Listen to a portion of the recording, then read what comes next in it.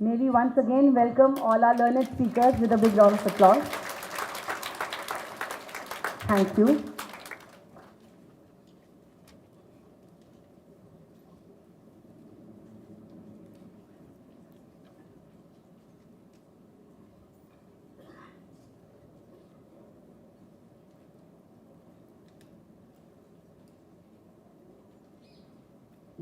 May I request all of you to kindly be seated? Thank you.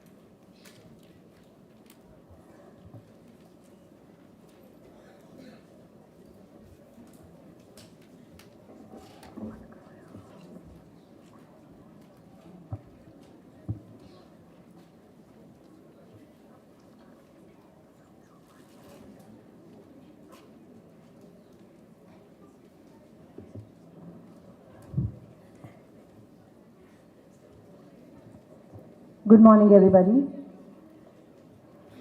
I, Dr. Radhika Rai, welcome you all to Quintessential Ethics 2022, an international seminar on contemporary bioethical issues organized by UNESCO Bioethics Unit of SGT University in association with the International Chair in Bioethics, Haifa. Ladies and gentlemen, we are in a hybrid mode, and our delegates and chairpersons have also joined us on WebEx, and we are also live on YouTube. We have amongst us our Honorable Chief Guest, Dr. Russell D'Souza, Director, Department of Education, Head Asia Pacific Region, and International Chair in Bioethics. May we welcome Sir with a big round of applause, please.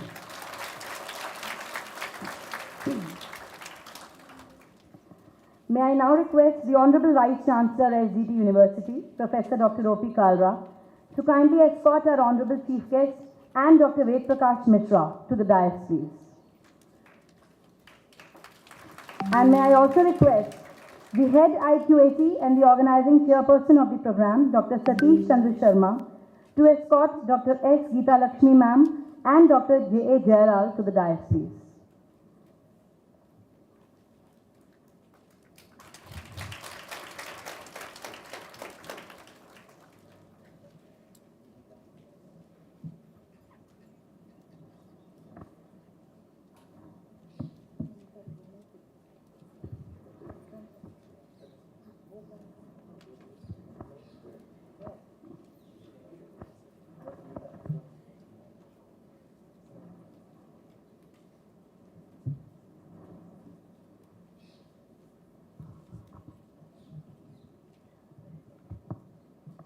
It's the proud privilege of SGT University to welcome this galaxy of stalwarts on the dais.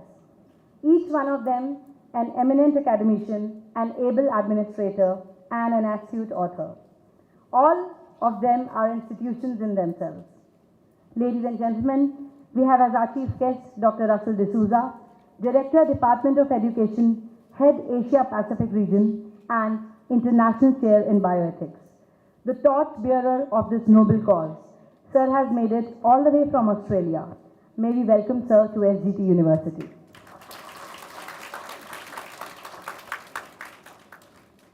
Dr. Ved Prakash Mishra, Pro-Chancellor, DMIMS Nagpur, National Head of the Academic Programs, Indian Program, and International Chair in Bioethics. Ladies and gentlemen, Dr. Mishra, a man not only known for his knowledge, vast experience, and wisdom, but also for his command in speaking and literally mesmerizing his audiences. Looking forward to your talk, sir. We welcome you, sir.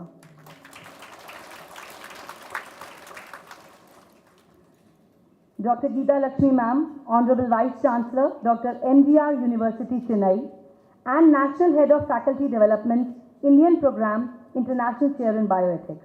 We welcome you, ma'am.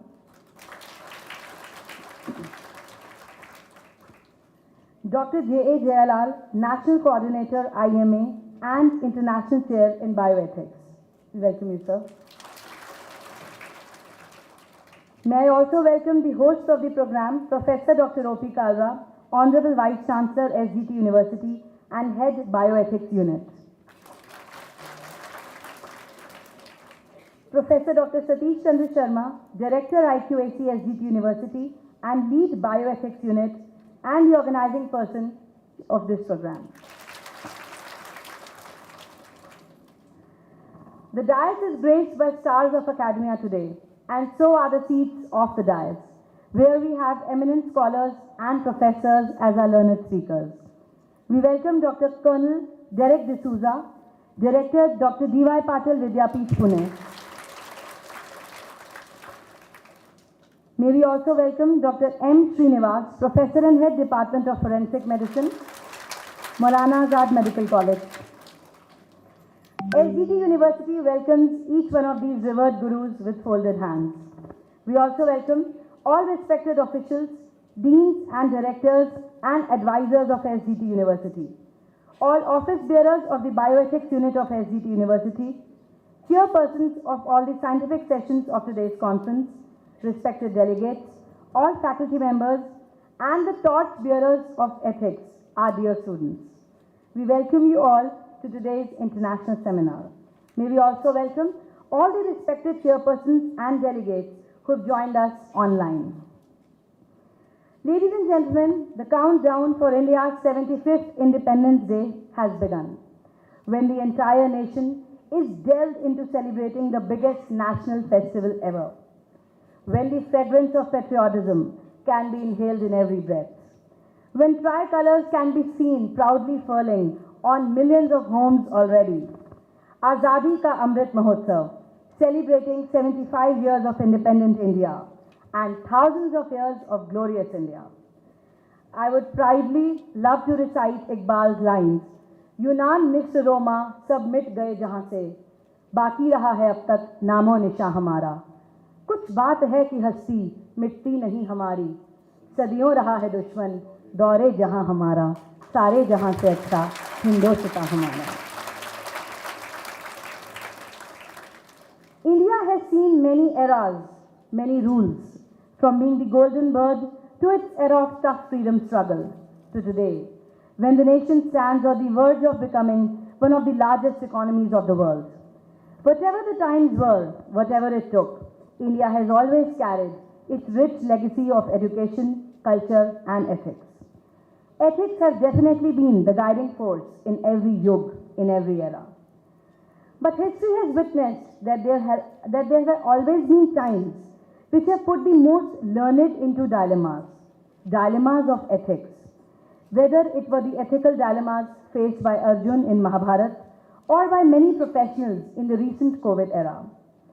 Today is indeed a golden letter day in the history of SGT University, when the nation stands proud celebrating 75 glorious years of independence, and we at SGT University have gurus from across the globe to address the ethical dilemmas on major national and international issues, including the ethics of war, the national education policy, digitalization, euthanasia, post-COVID scenario, and many more.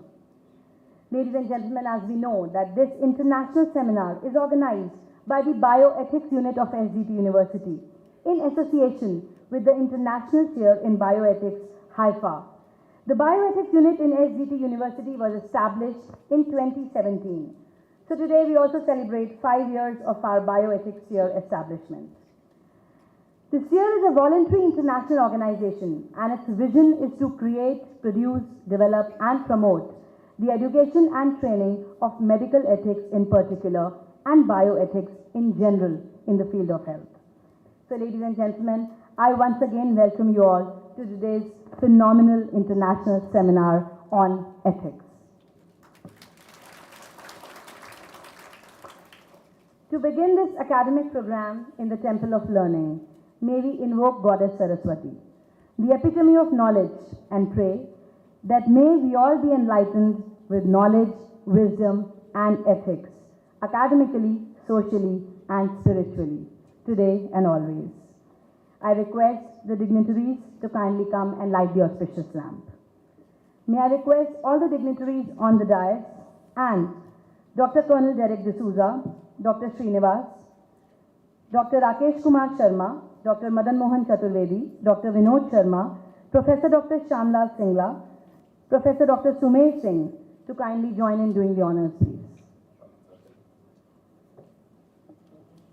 May I also request Dr. Wahida Khan ma'am, advisor SGT University, to kindly join in doing the honors, please.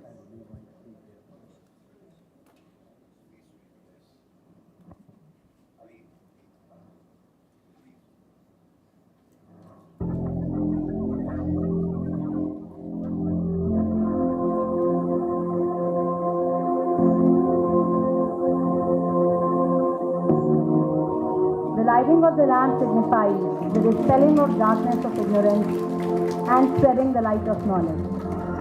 Asto ma Satgamay, Tanso ma Jyotirgamay.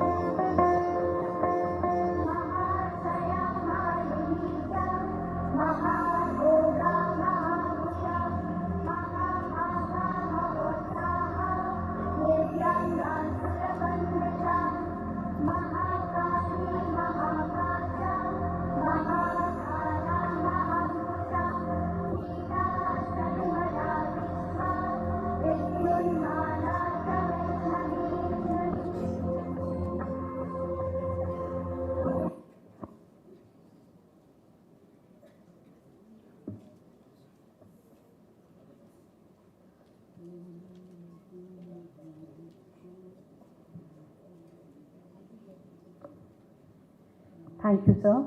That was a beautiful spiritual beginning to today's program on ethics. Ladies and gentlemen, before we begin with the official proceedings, let me give you a brief review of SGT University. SGT University spreads over 70 acres and is strategically located so that it is within the reach of rural population, thus providing healthcare needs and education at their doorstep.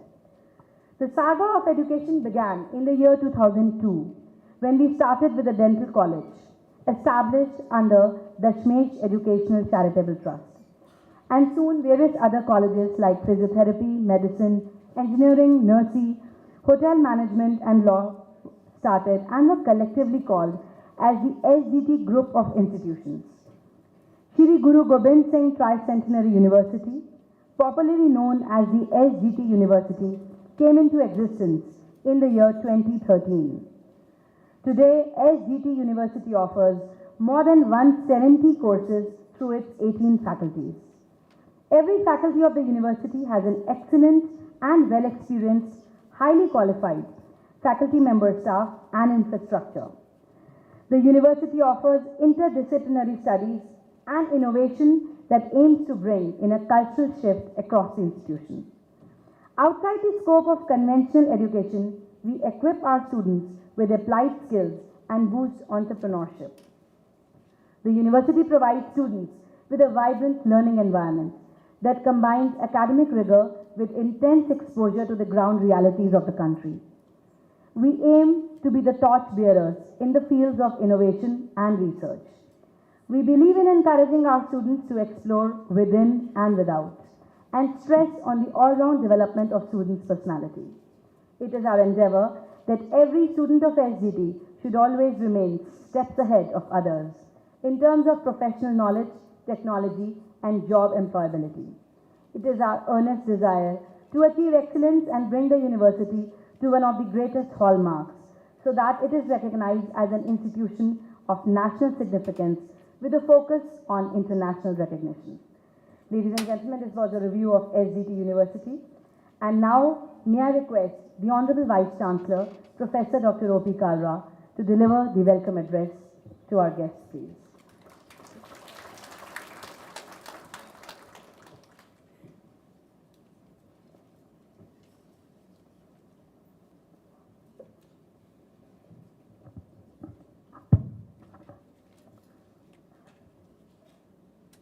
Good morning, friends. Professor Russell D'Souza, Head of Asia Pacific, UNESCO Chair in Bioethics. Professor Ved Mishra, National Head of Academic Program of International Chair of Bioethics and formerly the Chairman of Academic Committee of Medical Council of India. Professor Geeta Lakshmi, Vice Chancellor of Dr. MGR University of Medical Sciences, formerly the Vice Chancellor of Tamil Nadu MGR University. Dr. J. Jayalal, National Coordinator for Indian Medical Association Program of International Chair of Bioethics and formerly President of Indian Medical Association at national level. Dr. Derek D'Souza, Director of Students Development and Training at D.Y. Patil Vidyapith and National Head of the Training Program.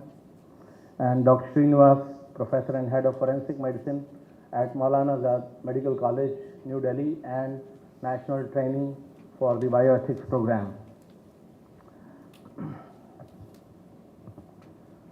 In addition, the Pro-Vice Chancellor, Professor Vinod Sharma, the Advisor, Professor Shyam Singla, Professor Madan Chaturvedi, and Professor Sumer Singh, Professor Wahida Khan, Deans of various faculties, teachers, non-teaching staff, and various faculty members and students from different faculties.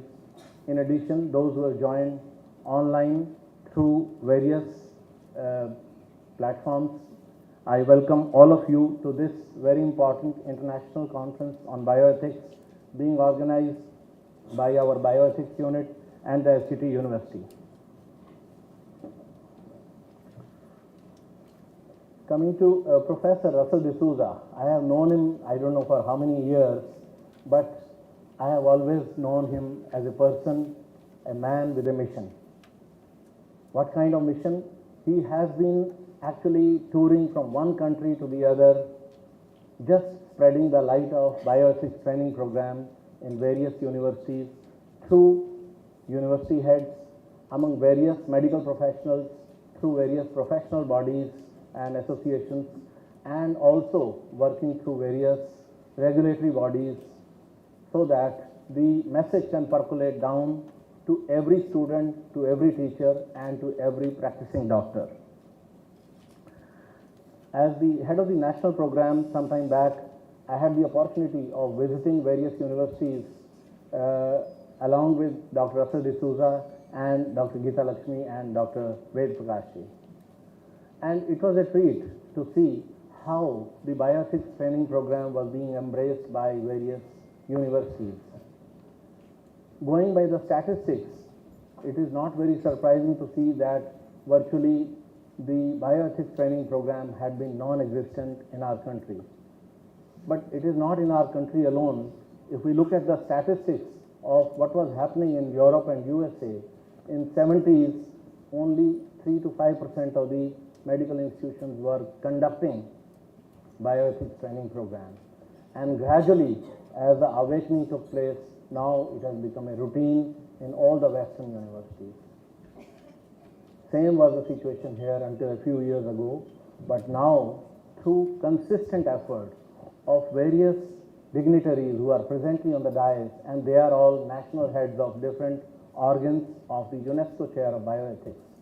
They have been working very hard so that the message of bioethics training program percolates down to each medical, dental, nursing, pharmacy, and allied health sciences institutions in the whole country.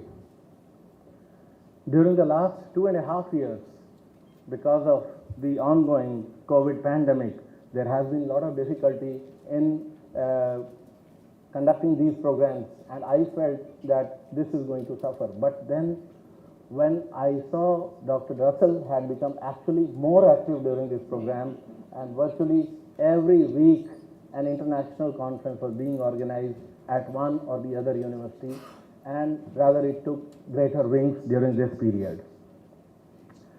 Now, after nearly 2.5 years, the dark clouds of COVID-19 have become somewhat sparse, and the life is gradually limping back to normal, and various physical meetings are taking place. So we actually left no stone unturned to be among the first few universities to organize the physical meeting over here, and I'm very thankful to all the dignitaries on the dais for having consented to my request and coming here all the way for this very important meeting.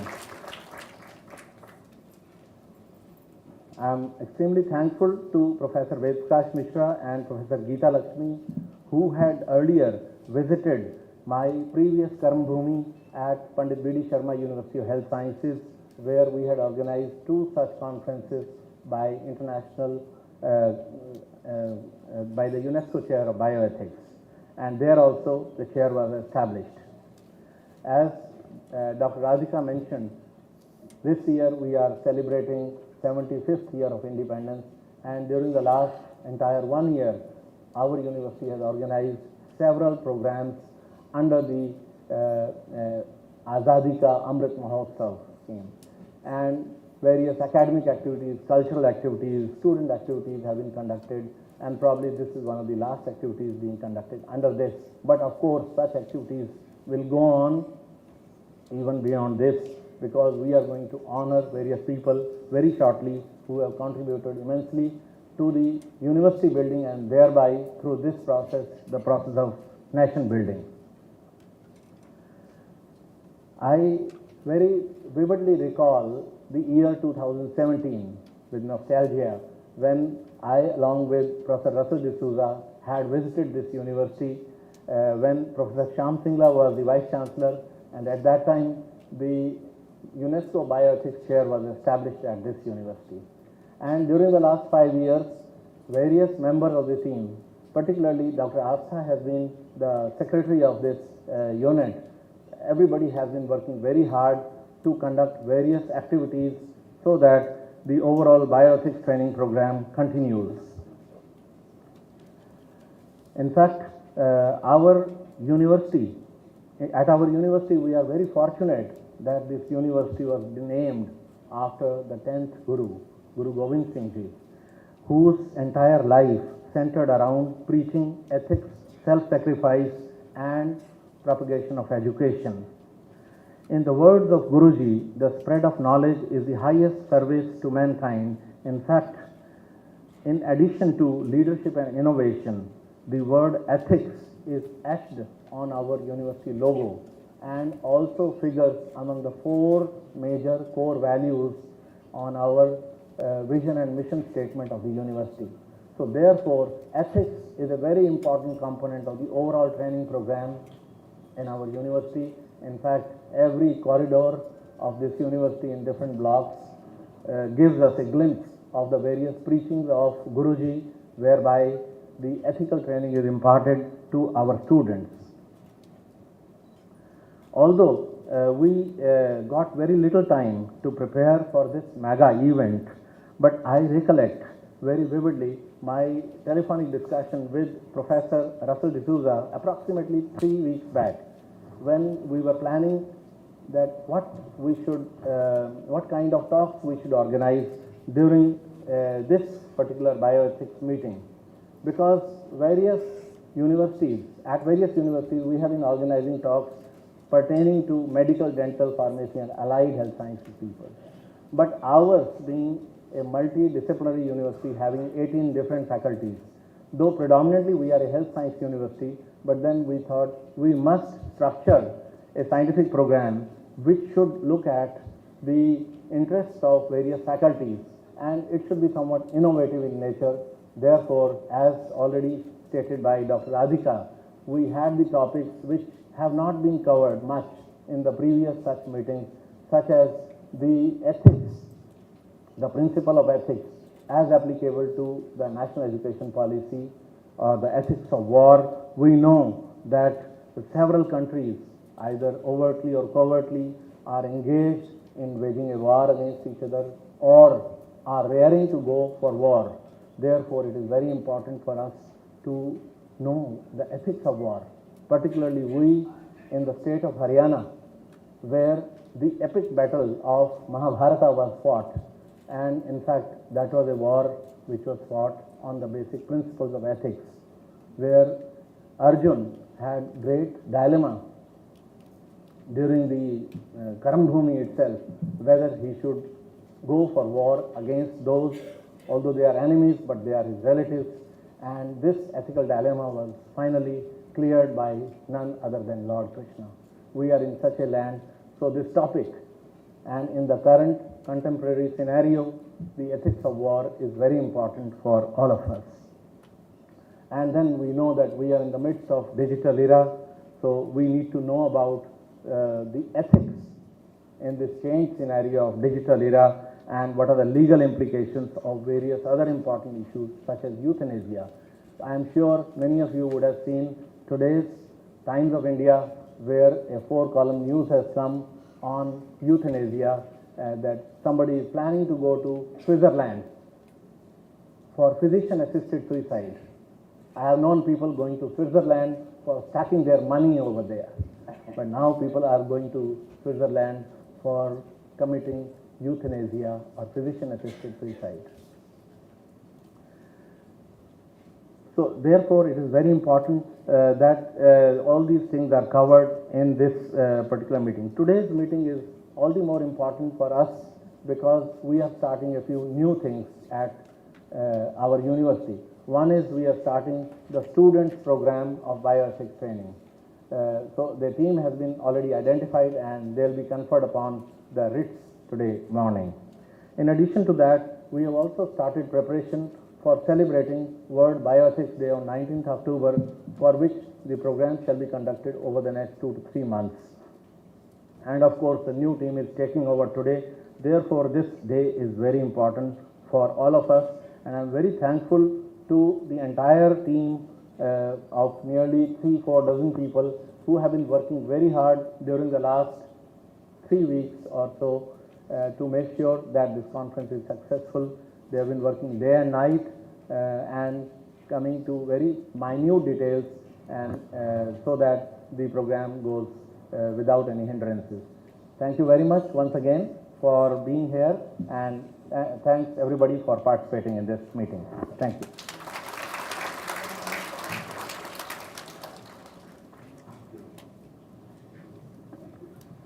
Thank you so much, sir. It was a beautiful address, and especially reminding all the SGTians once again proud that they are a part of Shri Guru Gobind Singh Tricentenary University. Shri Guru Gobind Singh Ji, the great fighter, philosopher, poet, visionary, teacher, and the Guru who always preached ethics and led his life with examples. May I also repeat the motto of SGT University, which is in Guru Gobind Singh Ji's own words, Nishchay kar, apni jeet karo.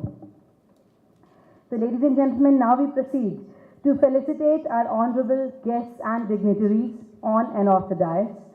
So I request the Honorable Vice Chancellor, Professor Dr. O.P. Kalra, to kindly felicitate our Honorable Chief Guest, Dr. Russell D'Souza.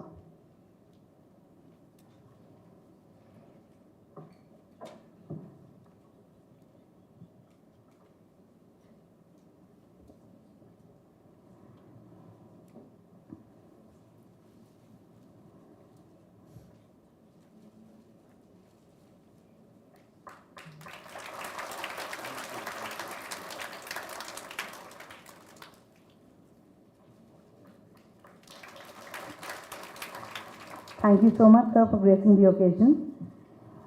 May I now request Dr. Vinod Sharma to felicitate Dr. Ved Prakash Mishra.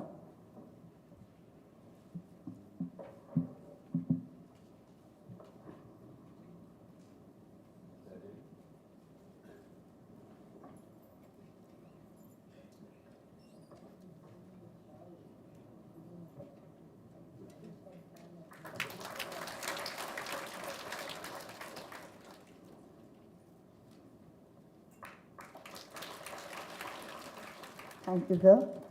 I now request Dr. Wahida Khan, ma'am, advisor, SGT University, to felicitate Dr. S. Geeta Lakshmi.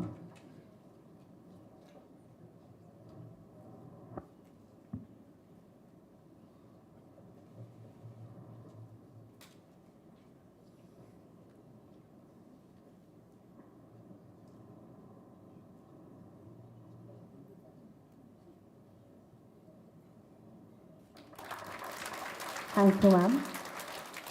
I now request Professor Dr. Shyamlal Singla, advisor, SGT University, to felicitate Dr. J.A. Jayalal.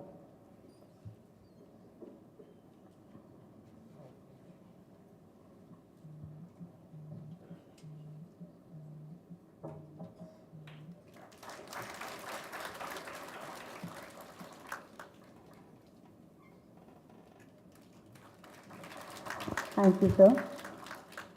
I now request Dr. Madan Mohan Chaturvedi, Provost, SGT University, to kindly felicitate Dr. Derek D'Souza.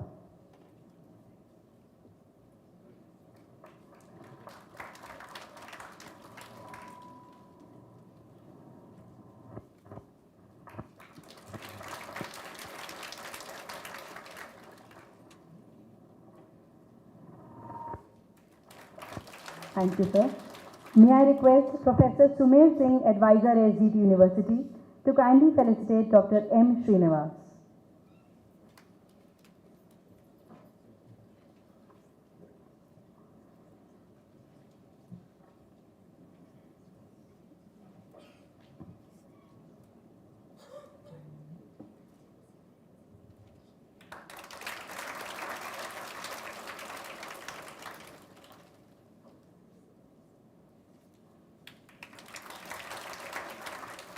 Thank you, sir.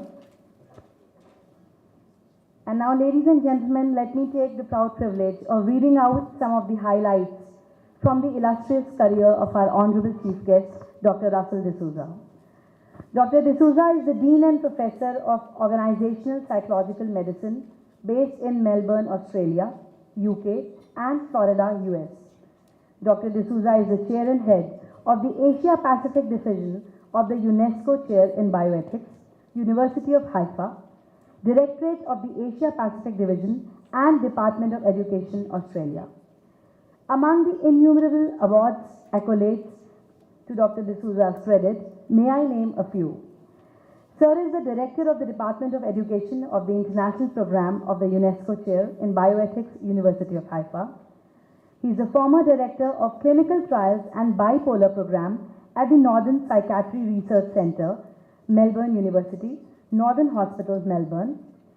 He is a Distinguished Fellow of the American Psychiatric Association. He has had the membership of the Royal Australian College of Medical Administrators, Fellowship of the Australian College of Health Service Management, Fellowship of the International Institute of Organizational Psychological Medicine at Florida, and Doctor of Science honoris causa from the Chancellor of the SRM University. Ladies and gentlemen, please join me in welcoming our Honorable Chief Guest to the dais, please.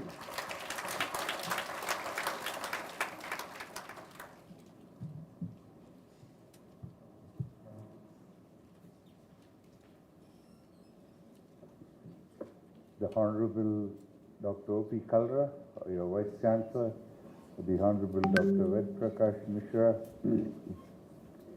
the Pro-Chancellor of the 𝐷𝐻𝐻𝐻𝐻 Institute of Medical Sciences, but also the Head of the National Academic Program of the Indian Program of the UNESCO Chair, now International Chair, the Honorable Dr. Geeta Lakshmi, the Vice Chancellor of the MGR University and Head of the National Faculty Development Program, the Honorable Dr. Jayalal, who heads the National Indian Medical Association Program, the immediate past President of the Indian Medical Association, my colleague, Colonel Derek D'Souza, who is the National Head for Training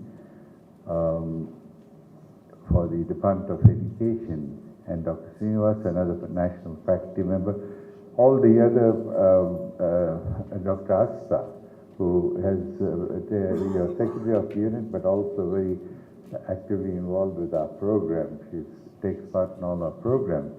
All the distinguished deans and principals, the Honorable Dr. 𝐐𝐮𝐢𝐧𝐭𝐞𝐬𝐬 𝐂𝐡𝐢𝐳 for brought me here for the first time many, many years ago. And of course, all the others here, including our students. I'm delighted to be here. I also bring wishes from Dr. Mary Matthew, who is the head of the Indian program, who was here to inaugurate this with Dr. O.P. Kalra, Dr. Geeta Lakshmi, I think 𝐍𝐻 Prakash, and we were all here when we inaugurated the program in the bioethics program some years ago. But earlier than that, I was with my very dear friend Dr. O.P. Kalra with his unit, and I had Dr. Singla. I was just recollecting. He was still, I think he was Vice Chancellor here, but he was still staying in the quarters of Dr. O.P. Kalra's university. And he came and picked me up in the morning and told me, I'm going to take you here, come and see this place. And he brought me here, and that was the first time I came here. So thank you, Dr. 𝐶𝐮𝐢𝐧𝐭. So he brought me, he drove me and came along with me here. He had a driver, of course. We both came together here. And I happened to see and go through, and Dr. Dogra was also here at that time.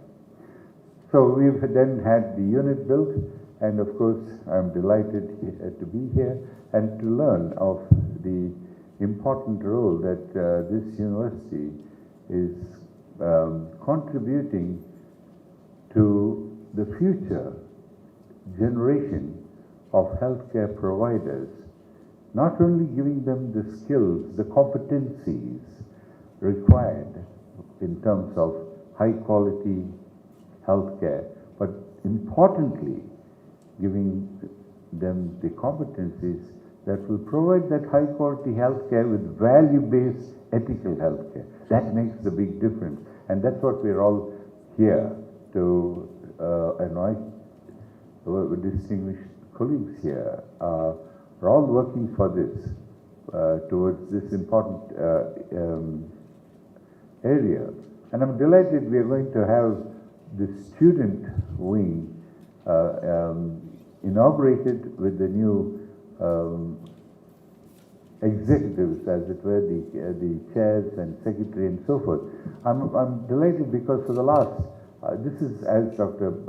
O.P. said, I have not come here due to the COVID for a significant, I think more than 2.5, nearly 3 years. And this is my first visit here, and I spoke to Dr. O.P. Kalra, who has taken over here as your Vice Chancellor. He was previously, for many years, the head of the national program with all the health science universities, which is of course the Association of Indian Health Science Universities. In his role as president, he was also the UNESCO chair's head at that time. And we signed, I don't know if you remember, Dr. O.P. Kalra, we signed the MOU with the UNESCO. You hosted the conclave of vice chancellors in Delhi, and we had the meeting at the IMA. Our Dr. Agarwal, the late Dr. Agarwal, was then he was the secretary when we signed also with Dr. Martin Pillai, who was then the president. All this took place. All the vice chancellors of the country came to Delhi. We had a conclave, and all of them came to Delhi, and then we all moved to the IMA program where the MOUs were signed, and so that brought in the whole program. This was 2015, December, if I remember right. Earlier than that, we had a program again with the Association of Indian Health Science Universities, where Dr.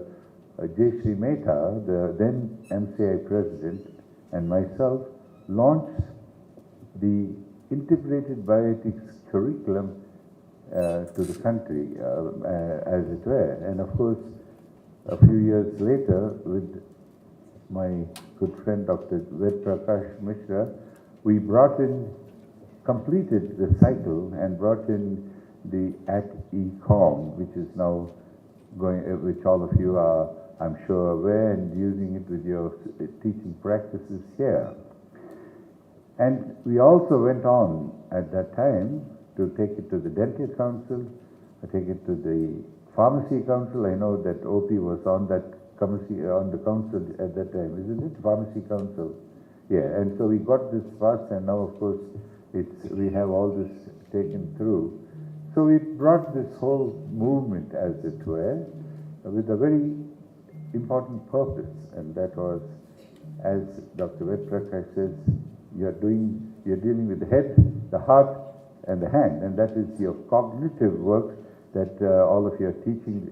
And we needed, the cognition then takes you to your motor skills or doing, but we brought in also the heart or the affective domain. Is that right? So the humanistic part, that is the important part, and we are dealing with human beings. And so I am happy to say that our endeavor has gone on.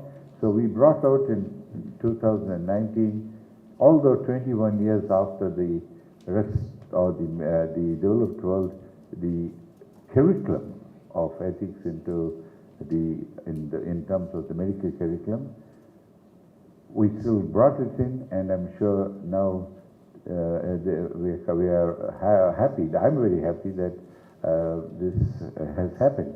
Now, I came here. I am an Indian. I was trained here, but I've been in Australia for about 40 years, and it was my mission to come back and give back something to where I was born and where I was trained. And one of the important issues that I saw was many of our, as you know, the Indian doctors are all over the world. As 19, they had the chair or the CEO of the National Health Service, Lord Stevens, and at a meeting, BAPIO meeting, acclaimed that we wouldn't run the NHS in UK if we didn't have the Indian doctors. And that is significant because we are contributing. Your universities, your colleges are not just contributing to this country, but indeed to the world. If you take Australia or Canada or United States, you are, I'm sure SGT will have its products there. But what I also found was that all these students or doctors or medical students who completed, studied ethics to write their exams. They studied psychiatry, because to write the USMLE, to write the AMEC, to write the FLAB, you needed to have this. But we needed to get them to do it for this country, and that was the mission that OP, when all of us were 15 when we were started, we said we should bring that you should be really studying it for the community that you serve right here. And indeed, that was accomplished in 2019, finally, with Dr. Prakash bringing in the @𝐸COM. I might mention, another significant issue was, India has the largest medical system in the world. I'm not sure if you are aware of this. 612 medical colleges. I learned that the next number of medical colleges is 157, is it? 157 is the next, and that's the United States. Okay? So this is the largest medical system, education system in the world. And we have over 120,000 teaching faculty alone in this country that need skills to bring in the medical education that is of, the reflecting some of the newer techniques and technology and so forth. And one of the things that in 2019, I was invited to speak at the World Federation of Medical Education at Seoul. And what I realized there was the absence of any Indian faculty presenting. There was not even one presentation. And I thought this is something again that needs something to be done. So I was talking to Dr. 𝐻 Prakash, who has been at the forefront of medical education, both as an educator, as a regulator in this country. And again, to cut short, we had another new thing happen on last week, on the 9th. Is that right, Chris? 9th. We, for the first time, inaugurated the collaboration of the Association of Medical Education of Europe, AMI, was one of the renowned medical education people in the world, who are in China, who are in Russia, who are in Georgia, and even the Middle East. They hadn't come here. So another new thing was that we had the first inauguration of 4 centers in this country where they're going to collaborate with our education, medical education system in India, and hopefully, not that they have to teach more, but I think this collaboration will bring the Indian medical education system again on the world stage, right? They're producing the doctors that are around the world, but we need them also to be on the world stage. So we had these good things happen.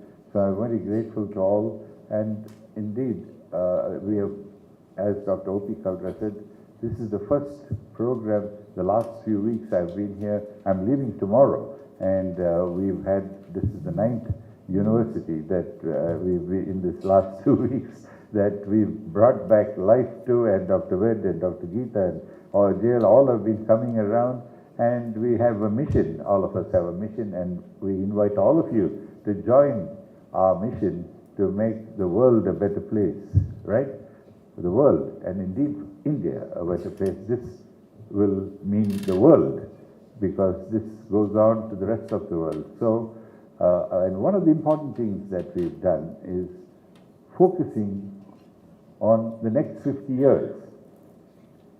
And we have with us here the leaders of the future leaders of the next 50 years in the student wing that Dr. O.P. Kaldra is going to inaugurate. So we've, in the last few days actually, we've gone to 3, 4, 5 student wings, and we've established this with our dedication that these are the future leaders in healthcare. And we think it's the next 50 years, and we have a very special program designed for the student wings. Particularly, one of the areas that we've talked about is the evidence for ethical leadership in healthcare, and in this in particular for the future healthcare leaders of not only this country, but this country and the rest of the world. So ladies and gentlemen, once again, I want to thank Dr. O.P. Kaldra. I want to thank all our team for coming at a short notice, as he said, to make this beautiful program, an outstanding program that is probably, as Dr. O.P. Kaldra says, has covered all the contemporary issues. You might wonder why war. The world is reeling. Australia, we've got the highest producer of gas in the world. It's gone up by 3 times the cost, right? The whole world is affected, right, by this war that's happening. And I thought it's a good reflection on the ethics of this whole area. We all have wars, but this is contemporary. If you look at all the other issues, the ethics of the digital age, we are talking about that, the post-pandemic, the wounded healer, which is again to do with the healthcare professionals, what we learned from the COVID. And of course, Dr. 𝐻 Prakash will be talking about the education policy and the sustainable development in education, all very relevant. And Dr. Jailal will, from the Indian Medical Association, will talk about what it is now after the post-COVID. Very important area, I think, at a short notice. I want to congratulate Dr. O.P. Kaldra for putting together such a beautiful program that really encompasses all that's happening now and in the next future. So congratulations and thank you all very much, and I'm really happy to be here and look forward to meeting all of you and the students. Particularly, I have a great need after opening this to have some time with you. Okay, thank you very much for listening to me.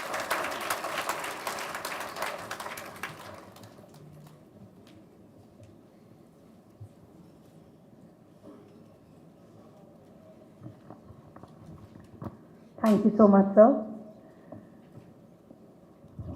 Your contribution and the way you are the torchbearer of bioethics across the globe is commendable. Thank you so much for the wonderful and encouraging words. And now, ladies and gentlemen, we come to the ceremony when Chief Guest Sir would himself present writs to the committee members of the Bioethics Unit of SGT University. So I would once again request the Honorable Chief Guest to kindly come and do the honors. And here I would be announcing the names of the members of the Bioethics Unit of SGT University. So we start with the Head Bioethics Unit, our Honorable Vice Chancellor, Professor Dr. O.P. Kalra.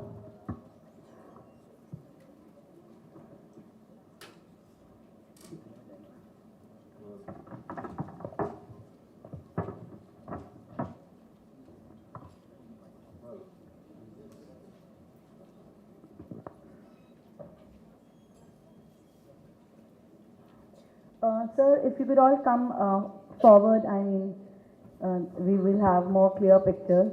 Down, is it? Yes, sir. Down? No, sir, I on the stage itself. But I think the photographer would better guide us.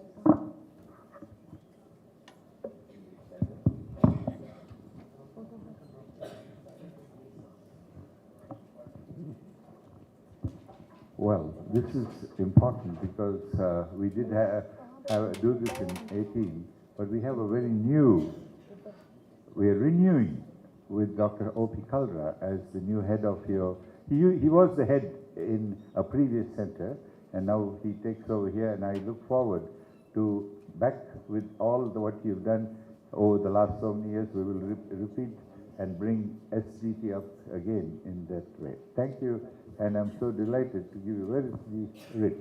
Come. This is here.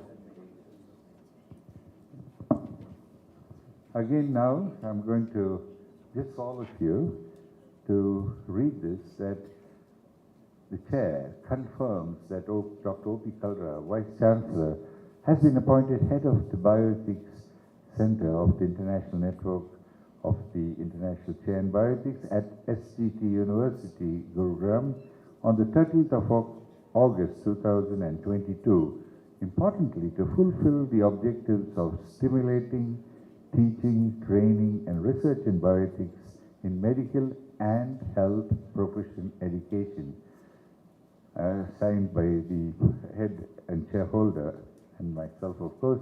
This, I'm very sure, is the initiation of the training, teaching, and stimulating training and teaching. Thank you.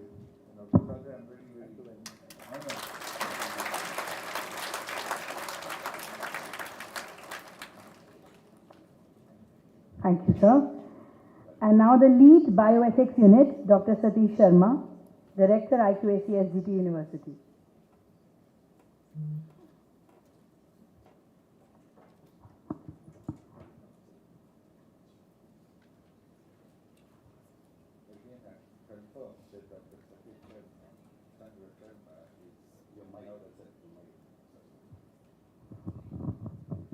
Has been appointed the lead for the bioethics unit of the International Network of the International Chair, again on the 13th, but importantly to fulfill the objectives of stimulating teaching, training, and research in bioethics in medical and health professional education. Congratulations, Doctor.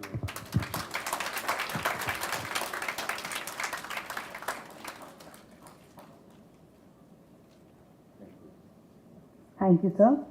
Dr. Astha Chaudhary, Secretary, Bioethics Unit, SGT University.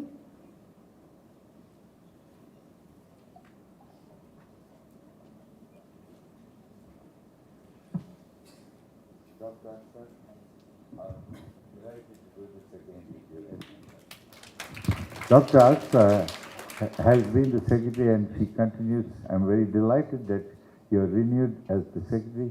She continues to be part of our program, attends all the courses, and we're very, very proud to have you. Congratulations. Thank you, sir. Dr. Vijay Bhalla, Nodal Officer. Dr. Vijay Bhalla, Dean, SGT College of Pharmacy, the Nodal Officer of the Bioethics Unit of LCT University.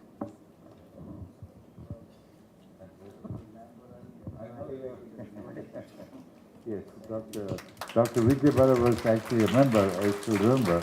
I'm very glad that you have now been appointed as the Nodal Officer. We do have a pharmacy program, as you know, here. Congratulations.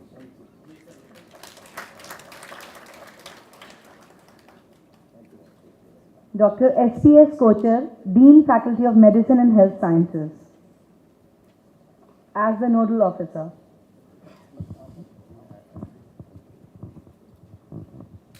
Congratulations, sir. Here, Dr. SPS Kocher has now been formally appointed as the nodal member of the Bioethics Unit of this chair, again for the very same purposes of fulfilling teaching, training, and research in bioethics in medical and health professions. Congratulations, Doctor.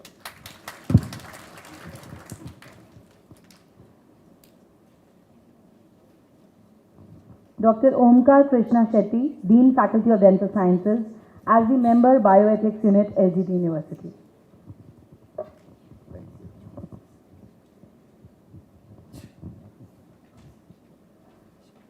Dr. Shetty, I confirm again that you have been appointed the nodal member for the Bioethics Unit at SGT University. Again, the same requirements are there and you fulfill that, all right?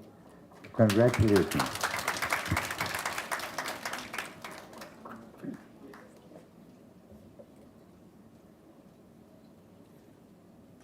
Thank you, sir.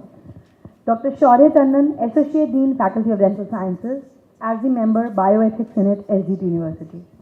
Thank you.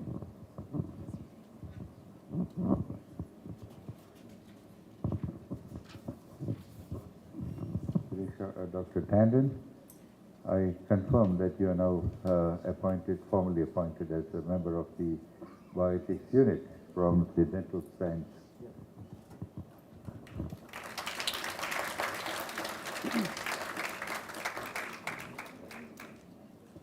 Thank you, sir. Dr. Pooja Anand, Dean, Faculty of Physiotherapy, as a member Bioethics Unit, SGT University.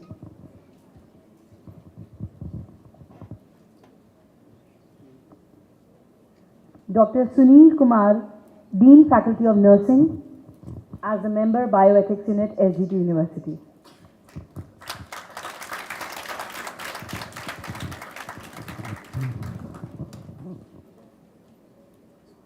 Dr. Sunil, I confirm again you are being appointed as a member of the Bioethics Unit for the same purposes. Congratulations, and I look forward to your contribution.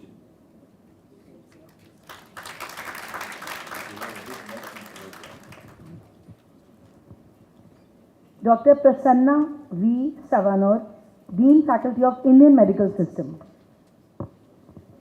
as a member Bioethics Unit, LGT University. Dr. Prasanna, confirm your appointment to the unit, to the Bioethics Unit. Thank you and congratulations.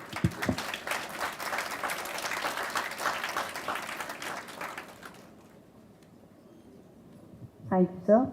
Professor M. 𝐔𝐍𝐄𝐒, Dean, Faculty of Allied and Health Sciences.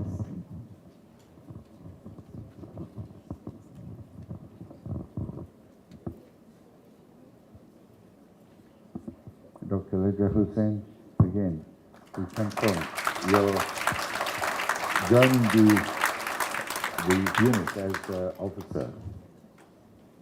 Yes? I want to add here that we have a national program, and Madam Neelam Mishra, the Vice Chancellor of 𝐶𝐮𝐢𝐧𝐭𝐞𝐬𝐬, heads the national program for allied health ethics. So we have a good program, and I'm look forward to bringing into that. Yes. Dr. Rajveer Singh, Dean, Faculty of Behavioral Sciences.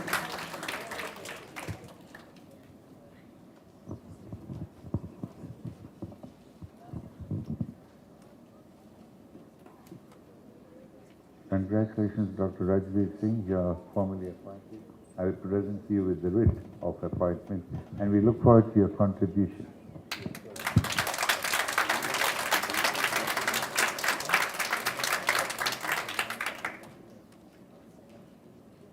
Dr. Alok, Assistant Professor, Faculty of Naturopathy and Yogic Science.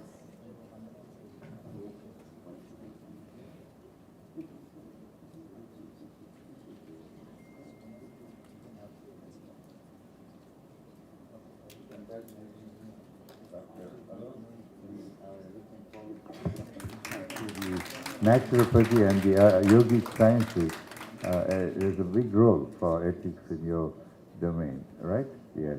Thank you.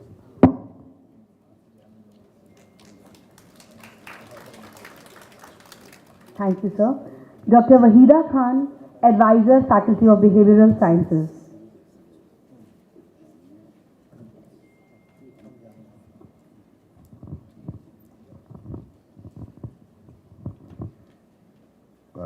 Congratulations. Is it the behavioral sciences? Yes, I'm a psychiatrist, so I look forward to your contribution. There, Dr. Wahida Khan.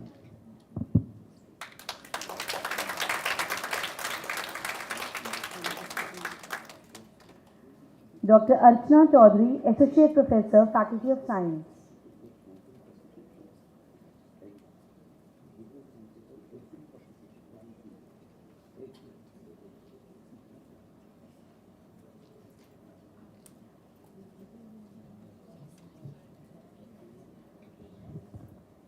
Welcome, Dr. Archana. You're from? All right. Welcome. So you are formally conferred this writ of appointment. Look forward to your contribution, right?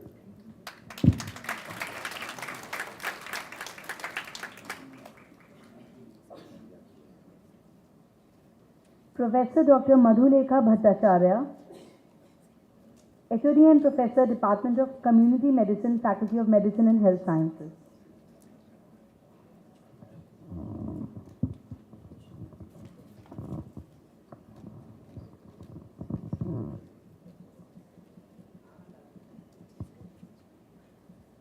Welcome, Dr. Bhattacharya, Professor Bhattacharya.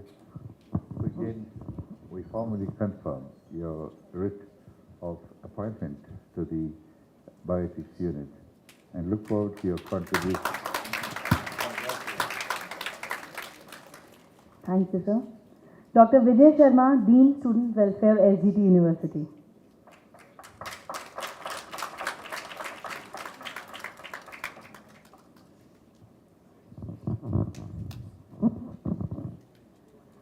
You, Dr. Vijay Sharma, confirm again your appointment. The writ confirms your appointment to the Bioethics Unit. Your pharmacy, is it pharmacist? Yeah, very good. So, yes? Okay, congratulations.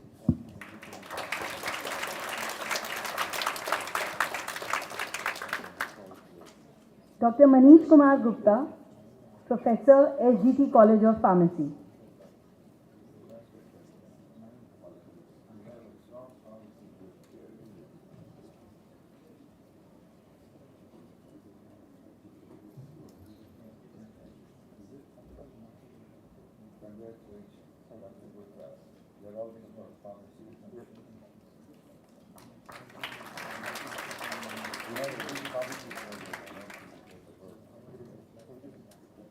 Thank you, sir.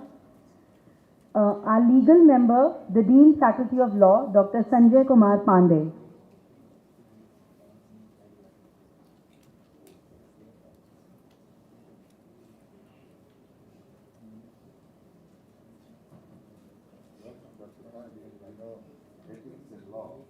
So it is what? Okay. And as per the Constitution, we need to have 1 week. So I welcome you as the new member for the Bioethics.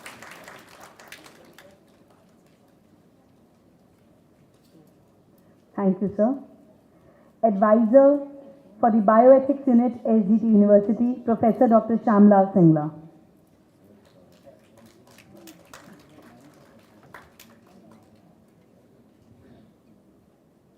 He is the former Vice Chancellor, former Pro Chancellor, and Advisor, SGT University, and Director, Simulation.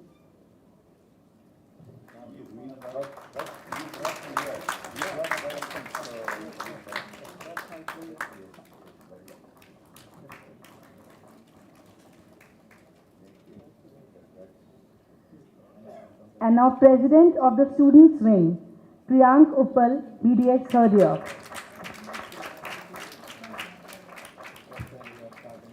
Yes, I know.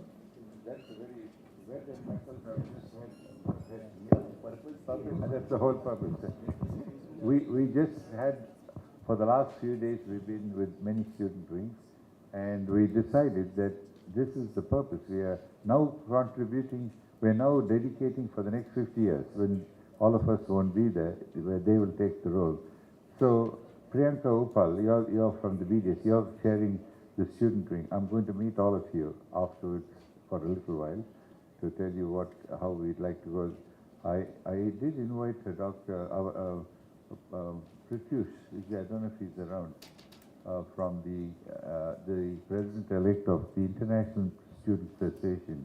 We'll introduce you to them. Anyhow, I'm delighted to give you the writ of appointment as the president of the student wing of the Bioethics Unit at the SGT University, and I'm sure you'll be having medical and all the other colleges participating and contributing to this student program. Just for you to know that there is a student conference called 𝐸𝐴𝐲, which Dr. O.P. Kalra has attended, Dr. Ved Prakash hosted once. So it takes, and Dr. 𝐔𝐍𝐻 Lakshmi, all have been involved. It's the 5th. It's taking place in November this year. I think it's from the 12th to the 11th to the 13th at �NITE University in Mangalore. Okay, it was, the last one was at 𝐷𝐴𝐵𝐺 at Wardha. The earlier one was in Amritsar at Guru Ramdas. We all attended, and so forth. So we would invite all of you to take part, and I'll get them to be in touch with you. Okay? Congratulations.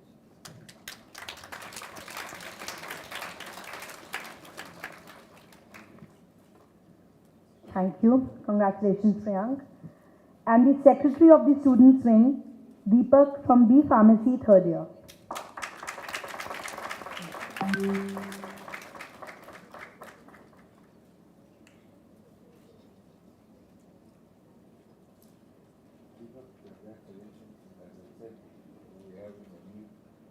Student wing, and that's one of the most important roles that we are now focusing on and assigning. I'm very delighted that Dr. O.P. Kalra has brought this wing, so we'll be talking to you again, and the rest of your team. I'm sure, do you have all your other members here?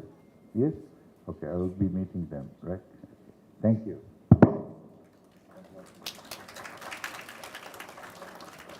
Thank you, sir. Thank you so much, sir. These were the writs. Thank you so much.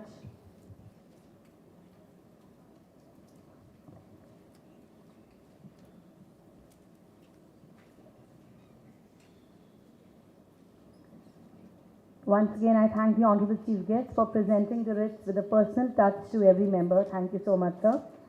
And now, ladies and gentlemen, may I request the Secretary, Bioethics Unit, and the Organizing Secretary of today's program, Dr. Astha Chaudhary, to kindly present the vote of thanks.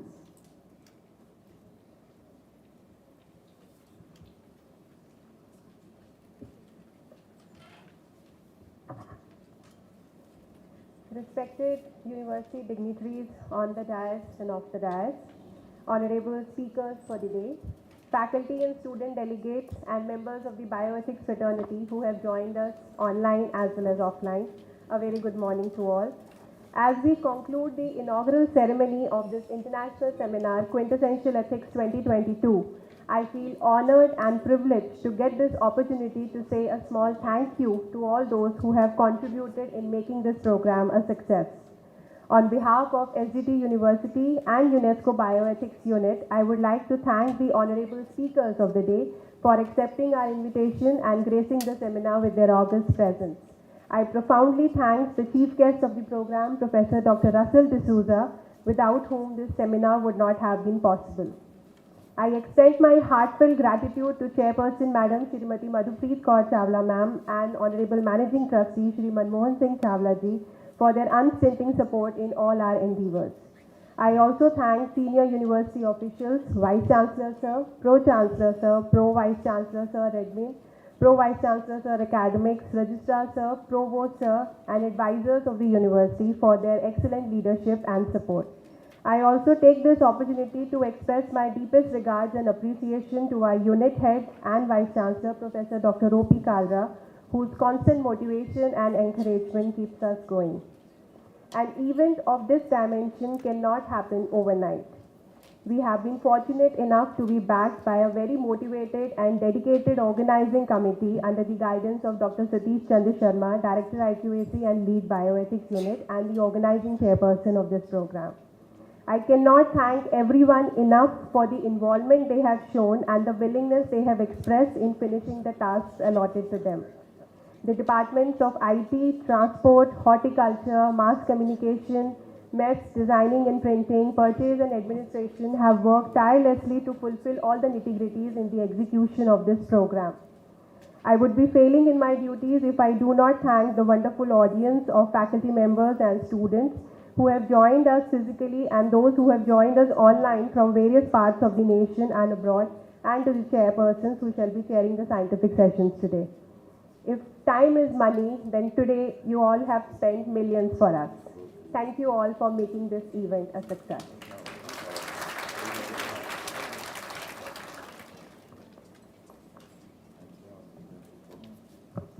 Thanks so much, Dr. Artha. And as we now conclude the inaugural ceremony and proceed towards the lectures of the conference, may I request all of you to kindly rise in respect of the national anthem. Jana Gana मन अधिनायक जय हे भारत भाग्य विधाता पंजाब सिंध गुजरात मराठा द्राविड उत्कल बंगा विंध्य हिमाचल यमुना गंगा उच्चल जलधि तरंगा तव शुभ नामे जागे तव शुभ आशीष मांगे गाहे तव जय गाथा जन गण मंगलदायक जय हे भारत भाग्य विधाता जय हे जय हे जय हे जय जय जय जय हे भारत माता की जय भारत माता की जय भारत माता की जय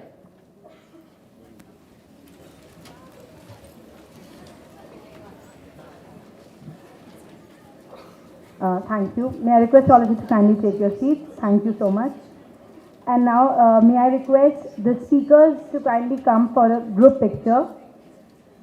I also request Professor Dr. Vinod Sharma, Professor Madan Mohan Chaturvedi, Professor Sumesh Singh, Dr. Wahida Khan, Dr. Shamla Singla, Dr. Satish Chandra Sharma, and Dr. Astha Chaudhary to kindly join in for the group picture. Yes, sir.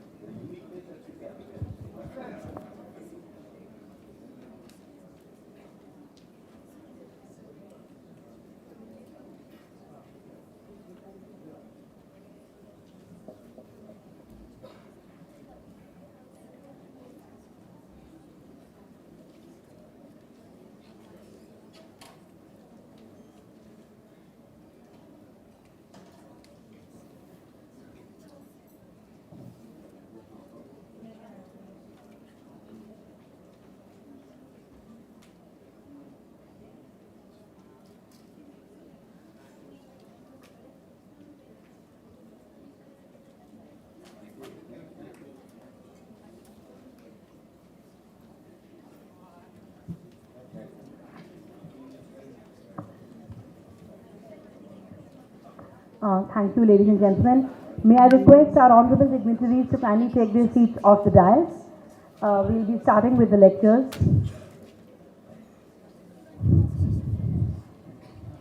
I request all of you to kindly be seated. Since we are running short of time, we are completing all these talks in one day, so we won't have a break. We'll be commencing the talks right now. I request all the students and all the faculty members to kindly be seated.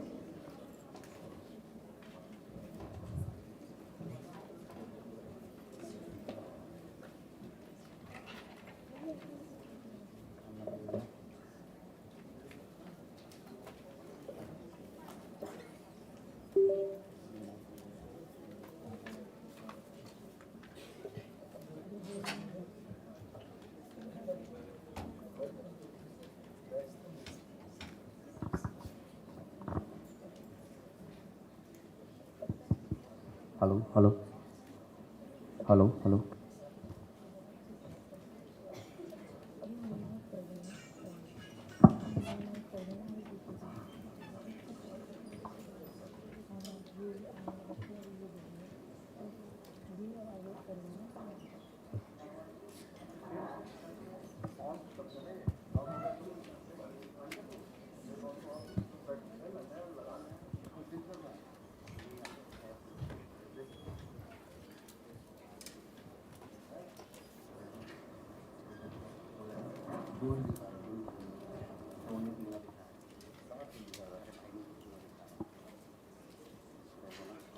दो दिखा रहा है, एक और दो मुझे दिखा रहा। ये क्या है? क्या है? कुछ नहीं दिखा रहा, खाली दिखा रहा। देखो खाली दिख रहा भाई। चिंता करके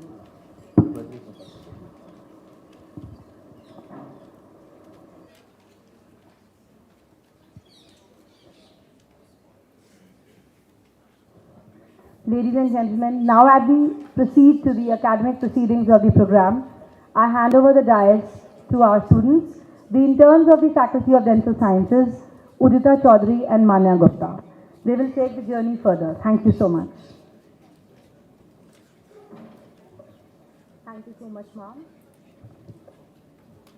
A very warm and hearty welcome to all the dignitaries on and off the dais. ये महोत्सव है देश के लिए त्याग और बलिदान का। ये महोत्सव है मातृभूमि के गौरव और स्वाभिमान का। तो आओ मिलकर लहराए तिरंगा, अमृत महोत्सव के अभिमान का, हर भारतीय के अरमान का, माँ भारती की शान का। I, Udita Chaudhary, and I, Manya Gupta, interns Faculty of Dental Sciences, SGT University, welcome you to this international seminar on contemporary bioethical issues, Quintessential Ethics 2022. The International Association of Bioethics, that is IAB, facilitates contact, networking and exchange of the ideas and resources amongst those working in the bioethics and related fields in different parts of the world.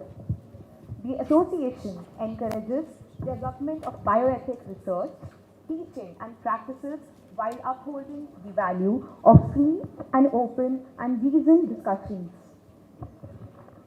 It aims to promote the visibility and the dissemination of the bioethics, scholarly work and activism. It encourages the discussion of cross-cultural aspects of bioethics and seeks to support early career bioethicists and those working in the region that faces challenges and barriers. Now, without any further ado, we seek the opportunity to welcome our first panel for the day. We welcome our Honorable Chairperson, Dr. O.P. Kalra Sir, Honorable Vice Chancellor, SGT University, and Dr. Vikas Sahan Sir, Honorable Pro Vice Chancellor, Academics, SGT University. Sir has joined us online. We now welcome our guest speaker, Dr. Ved Prakash Mishra Sir, Pro Chancellor, DMIMS, Nagpur. Sir holds the position as the National Head of the Academic Program of the Indian Programs, UNESCO Chair in Bioethics. Sir has multiple prestigious achievements to his credit. Sir is Dr. B.C. Roy National Awardee in recognition of the Distinguished Medical Teacher, holds DSc by 7 Health Sciences Universities, is Professor Emeritus, Professor of Eminence, Professor of Excellence, and Distinguished Professor by 6 Health Science Universities. Sir has received International Distinguished Educationist Award 2015, also received International Dhanvantri Award for the year 2017.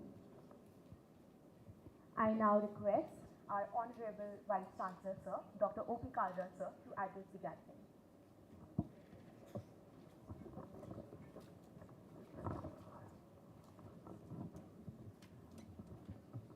Good morning, friends. As we begin the first topic with a person of the caliber of none other than Professor 𝐍𝐻 Mishra, he's already been introduced to you, so I will not really go further into it. And he's well known to the entire country and overseas. I just want to say that this topic, actually, when we were thinking that the bioethics should not be taught only to the medical, dental, and pharmacy and allied health sciences. The concepts of ethics should be there for teaching each and every faculty and each and every student in any university. Therefore, when we go through the document of National Education Policy, we see that there are several references to ethics-based teaching. In fact, about 3 weeks back, on 20th and 21st of July this year, we organized an international conference on Gandhi's concepts of education and national education policy, ideas, opportunities, and implementation. And we observed that it was two days deliberation, and we observed that in several of the writings of Mahatma Gandhi, whether in his autobiography, through his writings in Hind Swaraj or Young India, or through his speeches, he has always emphasized on the concepts of ethics, moral values, character building, value-based education, and whatnot. In fact, in his own words, he said that if wealth is lost, nothing is lost. If health is lost, something is lost. But if the character is lost, then everything is lost. So much emphasis has been paid on character building by Mahatma Gandhi. And although the entire document of nearly 63 pages does not have a direct reference to Mahatma Gandhi, but then his thoughts and his vision is percolating to almost each and every para. I'll just read one line of the National Education Policy. In the preamble itself, they have mentioned the purpose of education system is to develop good human beings capable of rational thought and action, possessing compassion and empathy, courage and resilience, scientific temper and resilience, with sound ethical moorings and values. And this particular aspect of value-based education, moral-based education, and ethical education is emphasized in so many places in the entire document. So therefore, it is very important that in this particular session that we are going to have, we are going to listen from Professor 𝐍𝐻 Mishra, who actually introduced, who converted ATCOM initially after bringing out ATCOM, because in the Medical Council of India, it was a lot of curriculum was there, but a few things were missing. Soft skills was missing. And ATCOM, AT for attitude and COM for communication. But then he felt that there was something very seriously wrong still which was missing in this. He added E to it. So it became ITCOM, E for ethics. And thank you very much for this visionary addition to the entire medical education system. And after that, many other councils have also adopted it. We are going to listen to him over the next 20 minutes, 25 minutes about the ethics and national education policy.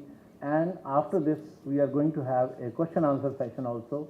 So I'll request particularly the students from various faculties to come forward and ask questions, and teachers can also share their experiences or ask questions and clarification. Thank you very much.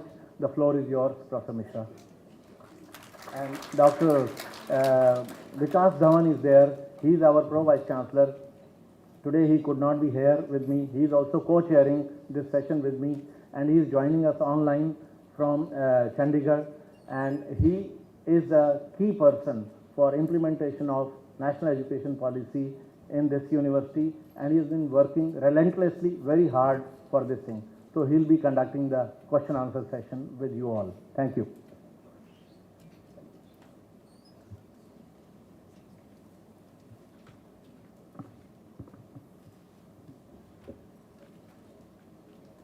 Learned chair for this session of mine, esteemed Honorable Vice Chancellor of the University and a very personal brother and friend to me, whom I always look up to and revere, respected Dr. O.P. Kalra, Honorable Co-Chair, online, esteemed mentor to all of us, respected Dr. Russell D'Souza, respected Dr. Geeta Lakshmi, respected Dr. Jailal, and Dr. Derek, Dr. Srinivas, an elder brother to me, respected Dr. Shyam Singla, quite many people whom I know and I have met, members of the teaching faculty, office bearers of the university, members now of the bioethics unit who have been conferred with their writs, learned students, ladies and gentlemen. I am indeed thankful to the learned chair for really bringing out a very novel theme in terms of reflection on ethics in the context of National Education Policy Document 2020. Very rightly put in by him that if you contemplate the entire educational planning in free India, it began in the year 1948 when the first Education Commission came to be constituted under the chairmanship of legendary philosopher, teacher, and a mentor to this country, Dr. Sarvapalli Radhakrishnan. And the Education Commission report, the first Education Commission report of Free India submitted in 1952, turns out to be the core cornerstone on which the entire planned process of education in this country has begun, and the unitary contemplation of 5-year plans being a testimony to it. I am not going into the historicity of the same. The second important landmark which we ought to keep in mind is the 1964 document put across in terms of the second Education Commission report headed by Dr. D.S. Kothari. And in chapter 3, a quote which is important, which is required to be taken note of by all of us who are the teachers in the domain of educational sphere, when he said, and I am quoting, quote, "The destiny of the country is shaped in its classrooms," unquote. These are the parables, ladies and gentlemen, which I am wanting to put across for referring to how exactly we need to look at the policy document which is now contemplated as National Education Policy 2020. 1986 policy document on higher education in terms of, which really turned out to be another important benchmark, where the revolutionization of the educational system in terms of the electronic gadgeting came into incorporation. The review which was done in 2003, 2009 parliamentary amendment to the constitution of this country of ours, wherein the education was declared as a fundamental right, an important landmark in the constitution where we said that education for the children between 6 to 14 years shall be the responsibility of state. And finally, in that chronology, the document of 2020 through two important committee reports which has come in as a 66-page document which the Honorable Chair was referring to. I am really grateful to him that a seminar, 2 days seminar that was worked out by the illustrious university contemplating Gandhi's impact on educational system in this country, ladies and gentlemen, let me put it across very candidly. At the commencement or before the commencement of the Second World War, an important conclave took place in the year 1939 at Gandhi's abode, Sevagram, where from I come, wherein important concept was given to not only this country but to the entire world, which ought to be the real edifice of what is called as humanization of education. And that was the document on Bunyadi Talim. Ever since 2 days, me and Russell have been moving from place to place, and wherein I have been emphasizing on one important thing, that what we contemplate as education and what we contemplate as an education process in terms of silos, ultimately what is the objective of the entire pursuit of education? I am wanting to put it in 2 dimensions, ladies and gentlemen. The first dimension is what was put across by Gandhiji in his opening address to the conclave in 1939, and he said that education is purposive, that education is meaningful, that education is significant, which is responsible for orienting every individual in 3 important dimensions. Education is half-hearted if it is only limited to orienting the head. Education is still not relevant when it is oriented only towards vocationalization in terms of hand. But education is meaningful when it orients the head, when it teaches and trains the heart, and when the manifestation is reflected through orientation of the hands. Therefore, he said education has to be for 3H. Education for head, education for heart, and education for hands. And he gave a path indicated for that particular purpose, and he called it as Bunyadi Talim. कि वो education जो head से हाथों तक आने के लिए उस रास्ते को इख्तियार करेगा जो दिल से आवेगा, वही परफेक्ट एजुकेशन होगा, वही मैन मेकिंग एजुकेशन होगा, वही कैरेक्टर बिल्डिंग एजुकेशन होगा, वही नेशन बिल्डिंग एजुकेशन होगा. Therefore, the important aspect, जिसको what you and me today call in terms of the Dewey's classification of cognitive domain, cognitive domain, and psychomotor domain, ladies and gentlemen, in my humble opinion, they are Gandhian domains which has been contemplated in terms of education for head. It is cognitive head. When it is education for heart, it is affective education, and when it is education for hands, psychomotor domain. These are the 3 domains that the education is expected to be absolutely catering to, and not only in a single track, but multiple tracks, which will be resulting in imprinting of the inputs on the shores of consciousness, whereby 2 important aspects get developed, which has been contemplated in 2001 Paris Declaration as education ought to be resulting in critical reasoning and out-of-box thinking, resulting in a process which Dr. Abdul Kalam contemplated in the domain of modern parlances, 5 important I's. And those 5 important I's in the process of education he puts across as I for information, second I for imagination, third I for intuition, process being integration, result being innovation, innovation and innovation. I am putting all these paradigms, ladies and gentlemen, in 66-page document. These are echoed, rightly read by the Honorable Chair in a small sentence. 5 important cardinal considerations are incorporated. The definition in the 2001 Paris Declaration Conference, where I had the privilege of leading the Indian delegation, which was the definition of education which was adopted for Declaration for Education for 21st Century? It was Swami Vivekananda's definition. And what was that definition? Education is the process, quote, which is responsible for manifestation of perfection, which is already present in man, and with this perfection, the educated man is expected to be readied for 3 important things: A, man making, B, character building, and C, nation building. There cannot be anything beyond this. And in the context of globalization of education, I am just wanting to extend what he called as nation building. I will be calling it as globe building instead of nation building. Purport of education is loud and clear. Purpose of education is loud and clear. Whether it be this education, that education, professional education, technical education, humanities education, social sciences education, or arts education. Core values of education, core purpose of education, and core meaning of education is one, that it has to be for man making, it has to be for character building, and it has to be for globe building through the process of nation building. This is the trinity of education. This is the acid test of education, and this is going to be the cornerstone on which any and every system of education is expected to be tested for the purposes of its veracity at one end and authenticity at the other. How it is possible, ladies and gentlemen?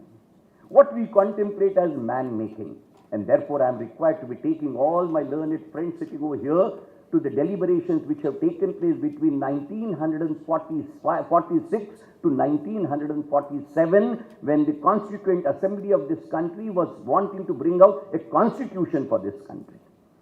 While deliberating on the nature and process of education in free India, three important posers were picked up by the Constituent Assembly, and they were: education for whom?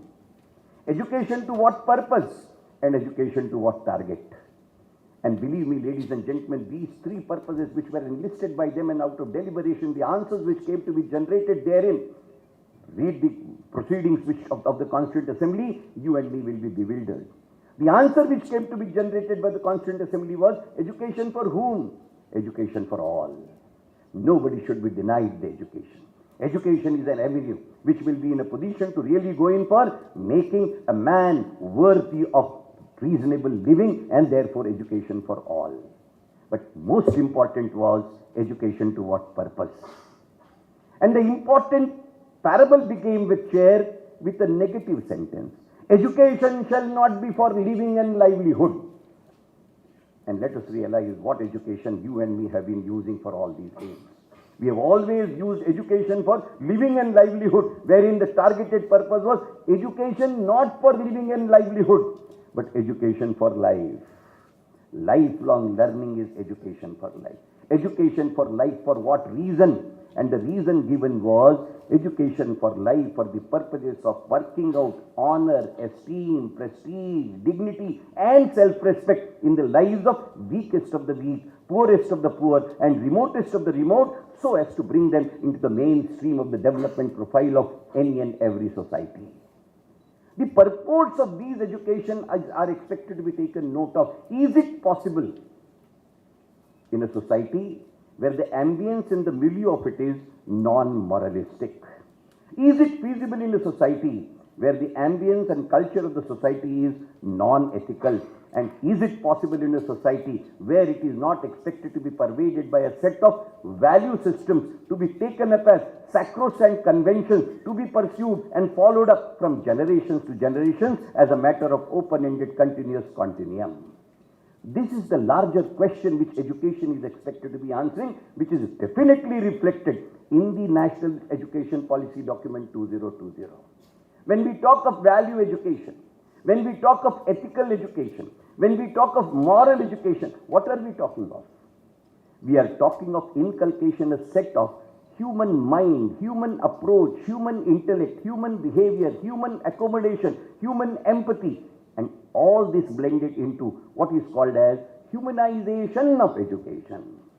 An education which is non-humanized cannot be construed to be an education fit for human habitation.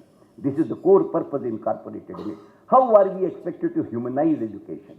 An educational process which ultimately is expected to be turning out to be totally mechanical in character, ending up in generation of grossest possible robotics. In that context, ladies and gentlemen, humanization of education is possible only through inculcation, consolidation and validation of value ethos in the domain of morality at one end and ethicality at other. The other day, Chair, when I was putting across in this particular vein, a question was put to me. You said this sounds philosophical, but what is the certification of this and what is the evidence for this, that this is achievable, this is doable, this is demonstrable and therefore it is emulable? The poser is well taken, ladies and gentlemen. And my understanding on it, whatever little at my disposal, my understanding is simple. Did the human civilization come in one day? Is it not a fact that you and me read the human history in terms of your and my ancestors being in the caves as cavemen? Is it not a fact that human civilization begins with the barbaric society? Is it not that this barbaric society got confirmed and got transformed into a learned, egalitarian, cultured and disciplined society? What has been the basic mark? What has been the value ethos? What has been the guiding principle? The guiding principle has been simple. If you look at Socrates' answer to this particular context, I think 5,000 years before he gave an answer, and the answer was simple.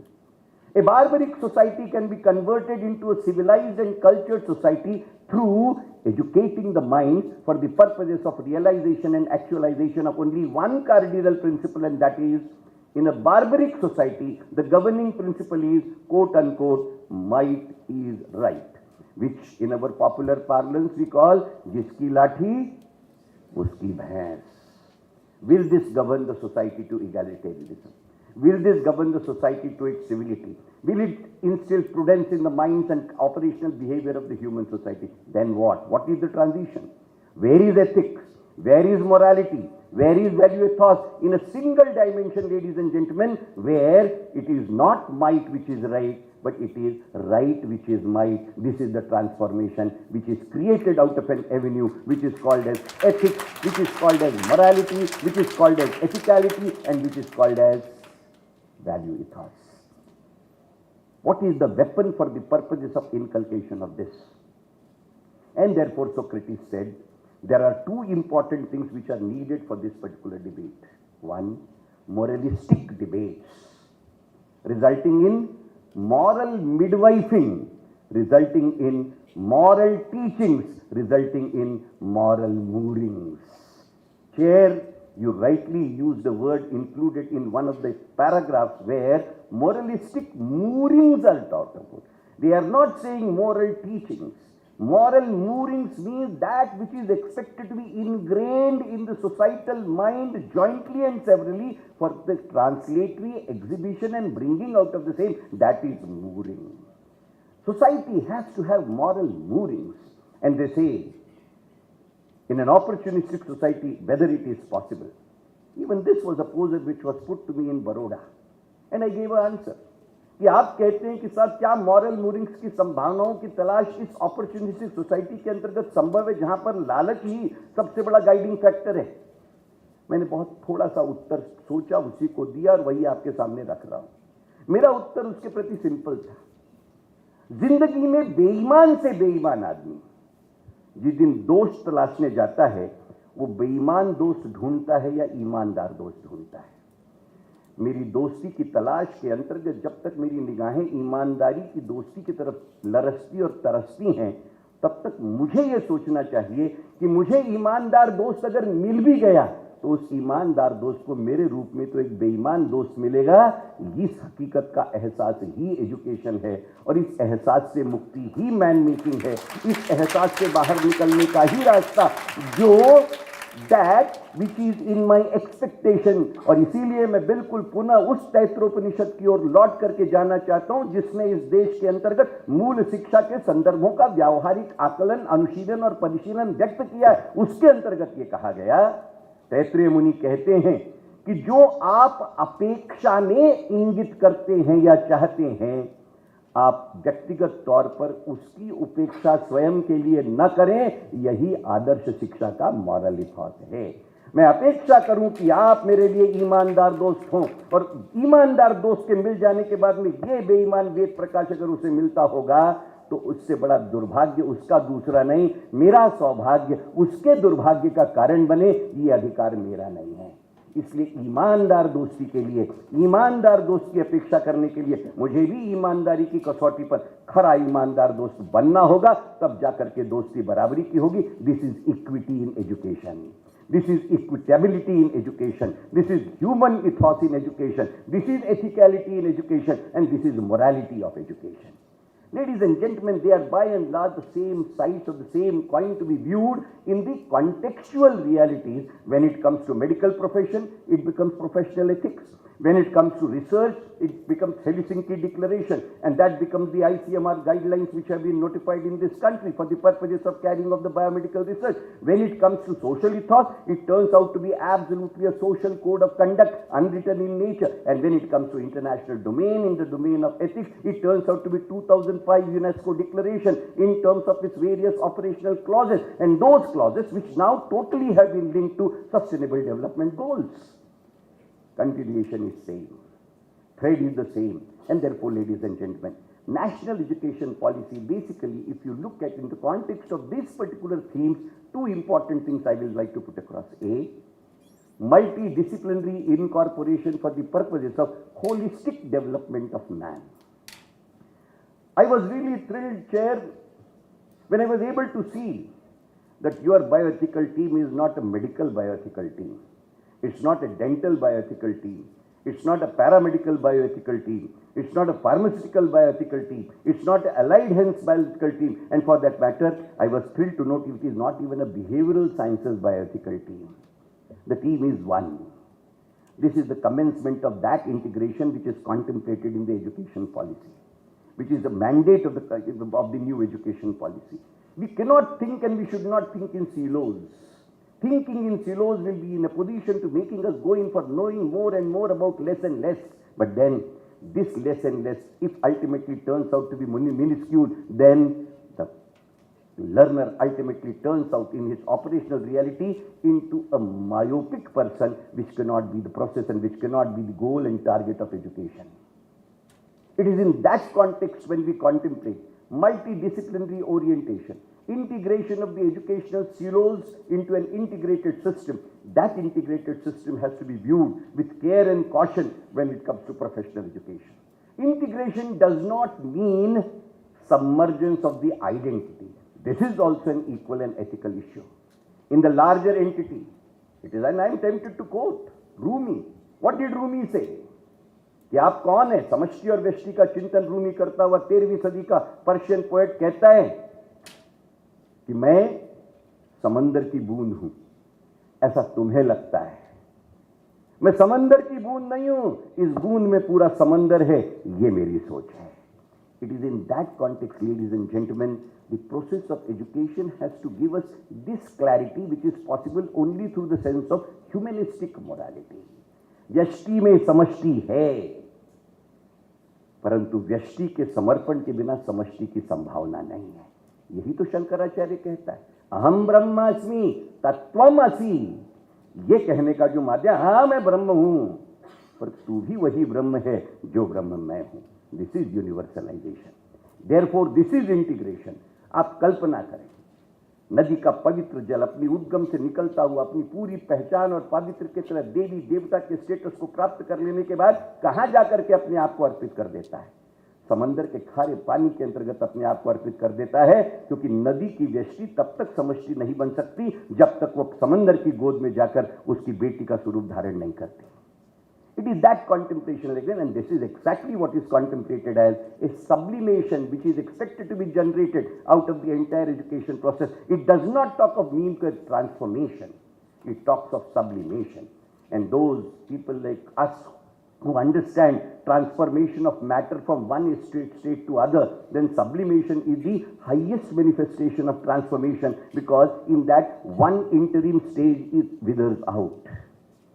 What was the reason why the poet went on to say, lives of great men remind us and we can make our lives sublime? It did not say we can make our life effervescent, we can make our life translucent. It says we can make our life sublime.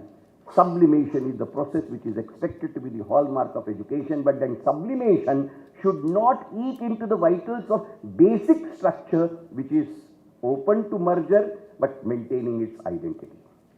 National Education Policy document, in terms of its para 20.2 and para 20.5, definitely raises certain ethical poses, in my humble opinion, which I am putting across in front of my National President IMA, Dr. Jayala, which says that we will be integrating educational systems where the Western medicine, which we have incorporated as a modern medicine in the name of allopathy, will be integrated with this, will be integrated with that, and therefore, if you read section 53 of the National Medical Commission Act, which contemplates the chairman of the National Medical Commission to be discussing every year with the chairman of the 𝐶𝐶IM and homeopathy for the purposes of integration of the curriculum, perhaps is a matter of ethical concern.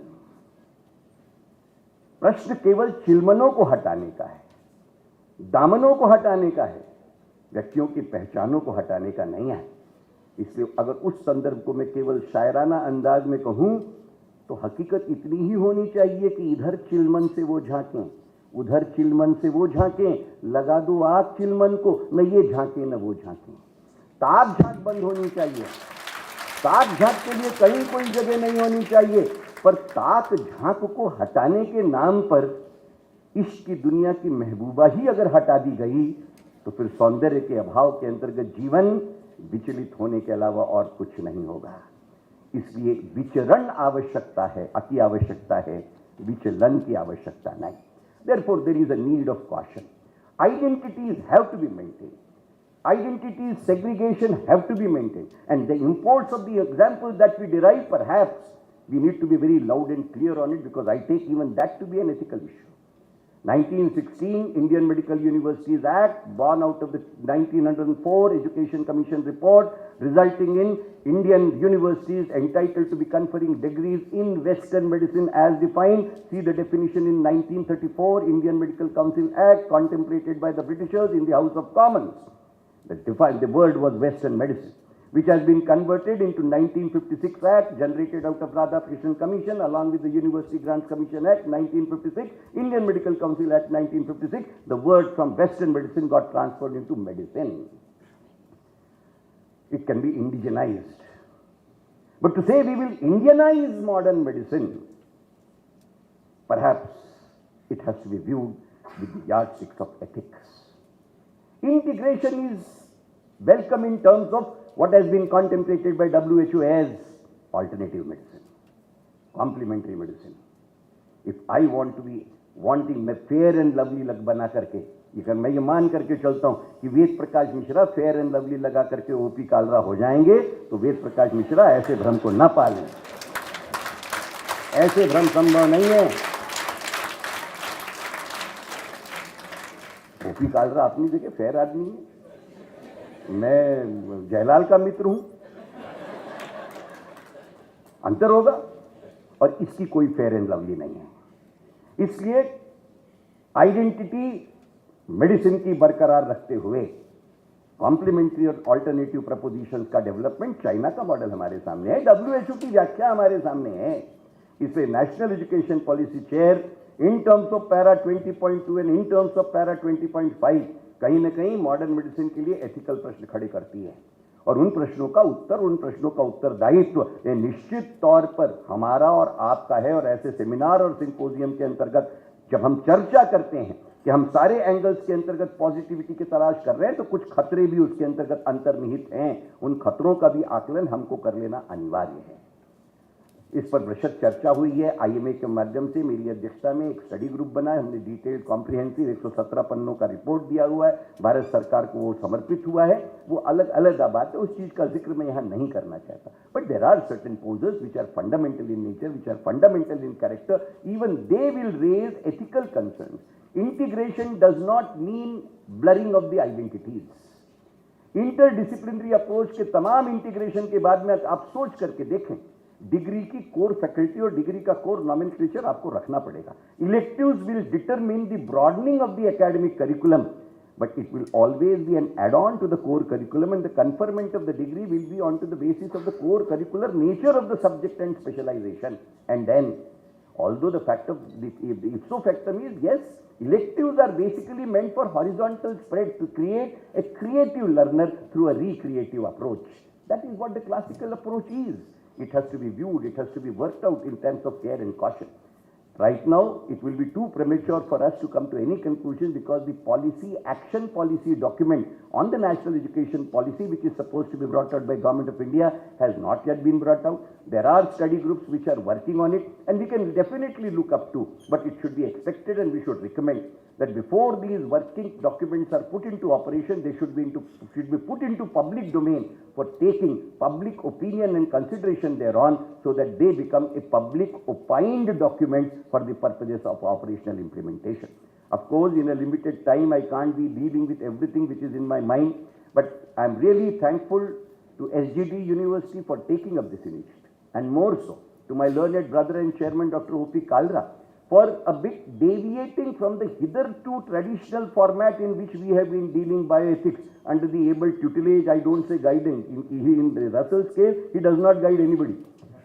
We have to take only tutelages from him. So under the tutelage of his, a new dimension has been added, a new perspective has been added, because National Education Policy 2020 is contemplating a huge paradigm shift in the entire educational scenario of this country.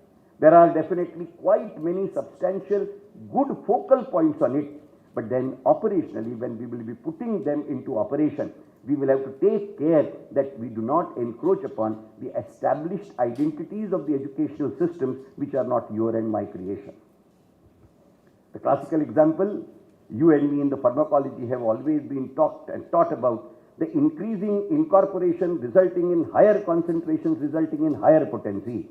Now, if you are wanting me to be incorporating with homeopathy, then I will have to go in for 180 degrees shift, because there the dilution is expected to be the cause of potency. Here, concentration is expected to be the cause of potency. Now, please tell me which way you would like to meet me, or which you would like me to go, and how exactly will be the midpoint of that way. I am not in a position to understand. Either you make me understand reasonably, or let the two work in their own way. They will be their meeting points in terms of the choices, relevances and references. That is the only way that things can be looked upon. But then encroachment upon an identity in the name of anything as a lofty value will turn out to be a questionable proposition, lest remedy should not turn out to be dreadful. A degree of care and caution also turns out to be a matter of precise wisdom, which always say that human categorization, Oscar Wilde says, there are only two categories.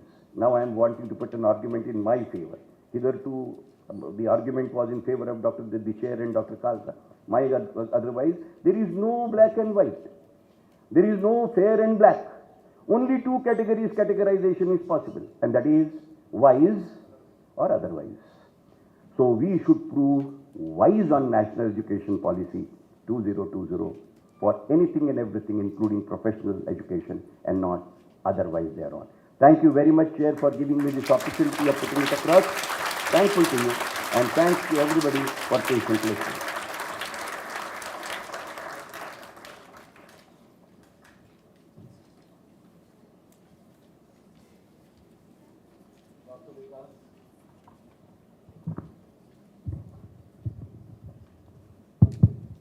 Dr. Vikas, are you online? I'm seeing him. I'm seeing him.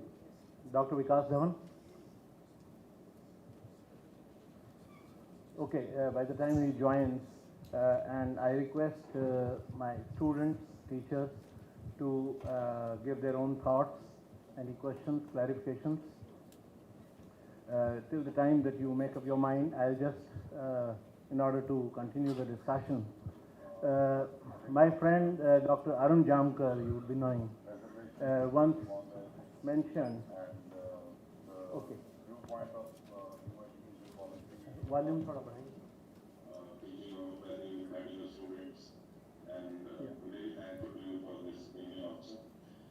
And perhaps I will include in one line that, doing what is right is what is highlighted in terms of ethics in new education policy.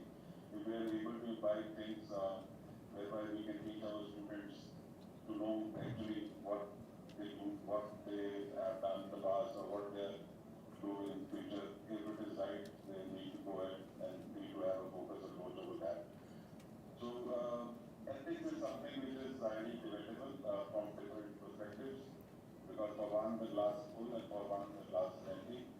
So rightly said that if education can by teachings related to hand, heart, and head, that seems to be a complete education, whereby a student can learn to be a normal citizen of the country and integrate himself professionally, be a team player. And also in the modern day world, we need to take care of ethics and digitalization. Cybersecurity is something which we all know about, but having ethics in digitalization is very important in order to not to indulge in someone's privacy digitally also. So I will request the forum, the students and the dignitaries present out in the auditorium to ask any questions that they have to the eminent speaker. Thank you, Co-Chair, for your comments. Thank you very much. I'm obliged. Any questions from the audience? I request the audience to be short and crisp with their questions so that numbers. So by the time you make up your mind to ask a question, I was actually in the process of asking a question from him. In fact, Dr. 𝐼𝐬𝐵𝐻𝐻, okay, Dr. N.P. Singh, he's also online. He's a professor of medicine, formerly at Maulana Azad Medical College. Now he's with our university and also working at Eternal University in Yes, Himachal. sir. Yeah. Dr. N.P. Dr. NP, Dr. please. NP, unmute yourself. You are mute. Yeah. Yeah, you're unmuted. Yeah. So I was wanting to know about the preparedness of the HE to sort of tackle the new education policy. I'm not very sure whether in the medical fields, especially the universities related to medical fields, are prepared to actually address various aspects of new education policy, which has a different exit formulas. I don't know how we will address that, which has an interdisciplinary approach, which has a different language approach. So how do we address that? How do we sync ourselves? So basically, the present situation which is put across has to be viewed in the context of document itself. Because if you look at it, the National Education Policy document, the 66-page document, primary document I am referring to, it is categorically mentioned that National Medical Commission Act 2019 and the National Medical Commission is expected to be a continuous reality in spite of the overreaching and umbrella-like mechanism which has been incorporated in the National Education Policy. If that be the case, then in that situation, the action plan which is required to be prepared for implementation of National Education Policy in the domain of medical education, in the domain of pharmaceutical education, because the only conversion is that all professional councils governing health professional education, they will be converted into respective commissions, of which Central Council for Indian Medicine has already been done. The Central Council for Homeopathy, Pharmacy Council and Dental Council, these are in the due process for which the draft bills are almost ready.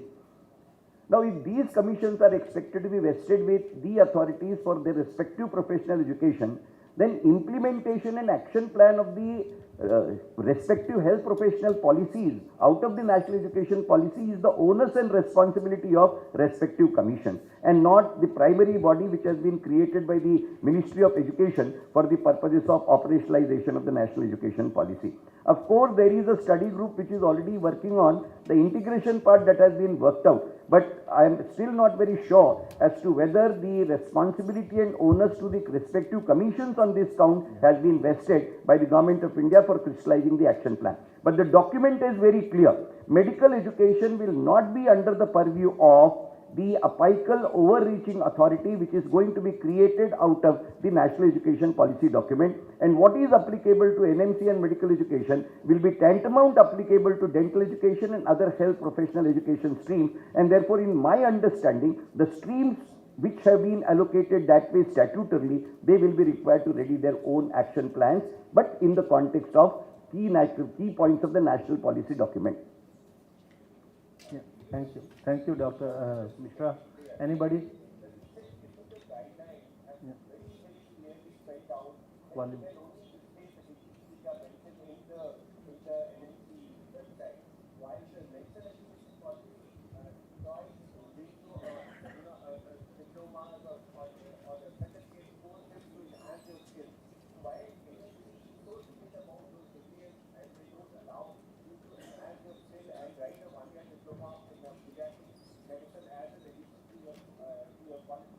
So basically National Medical Commission has viewed, and in terms of the provisions incorporated in the existing Act, qualifications which are there are only scheduled qualifications, appended in Schedule 1, Schedule 2 and Schedule 3.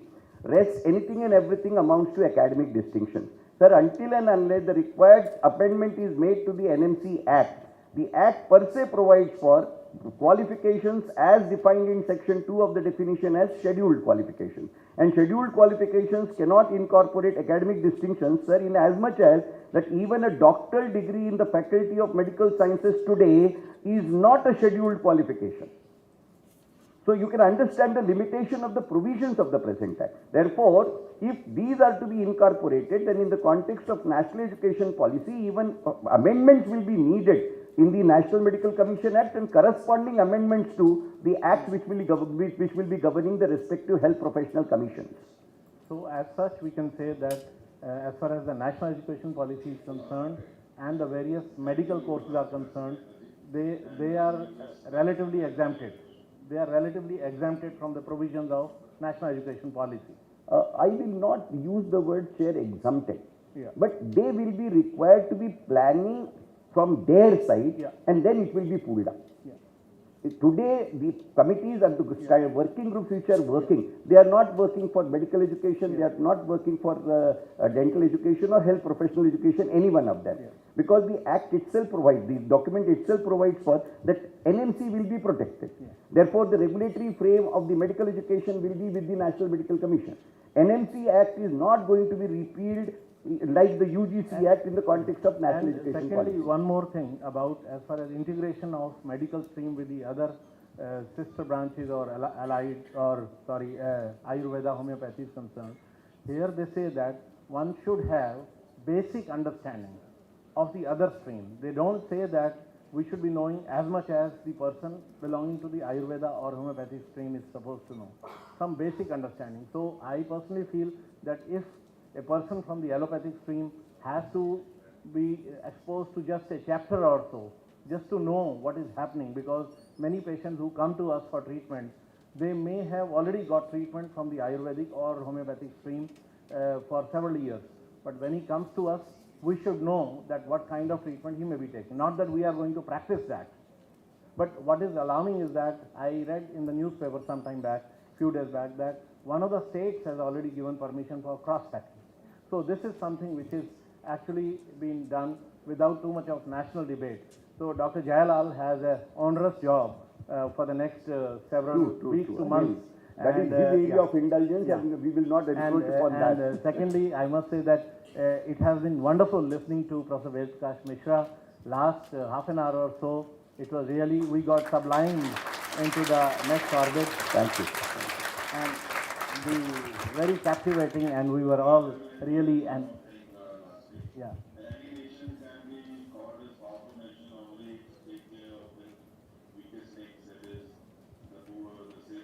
Exactly, absolutely. So I think if we can invite the ethics into the corporate movement where they can take care of the weakest links of the country, there's no doubt that India will become a global leader. And I thank the honorable speaker of the day. Thank you very much for Pleasure. Thank you very much. Thank you very much. Thank you very much. Thank you, Dr. Dhawan, for joining online, and thank you everybody. Yeah, thank you.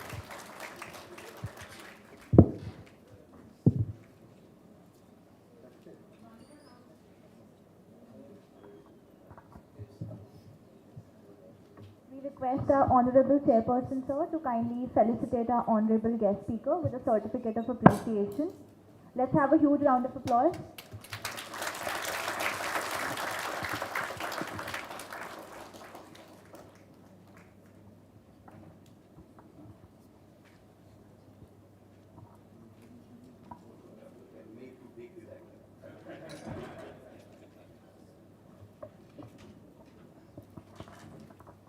Thank you so much, sir, for bringing before us the concept of humanization of education, ethicalities and contextual realities of the education in the societal domain. Thank you so much. It indeed is an honor to have you share your experience and knowledge with us, sir. And it would definitely lead us to a better tomorrow. We now move on to the next lecture.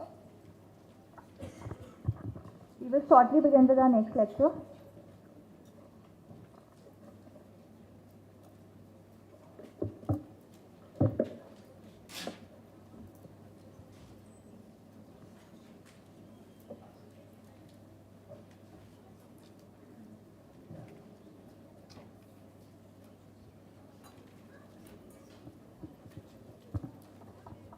Moving on to our next panel, we feel privileged to welcome our chairpersons, Dr. 𝐔𝐍𝐄𝐻 sir, Dean, Faculty of Medicine and Health Sciences, and Dr. D.P.S. Sudan sir, Head of Department, Pulmonary Medicine and TB Chest, Faculty of Medicine and Health Sciences.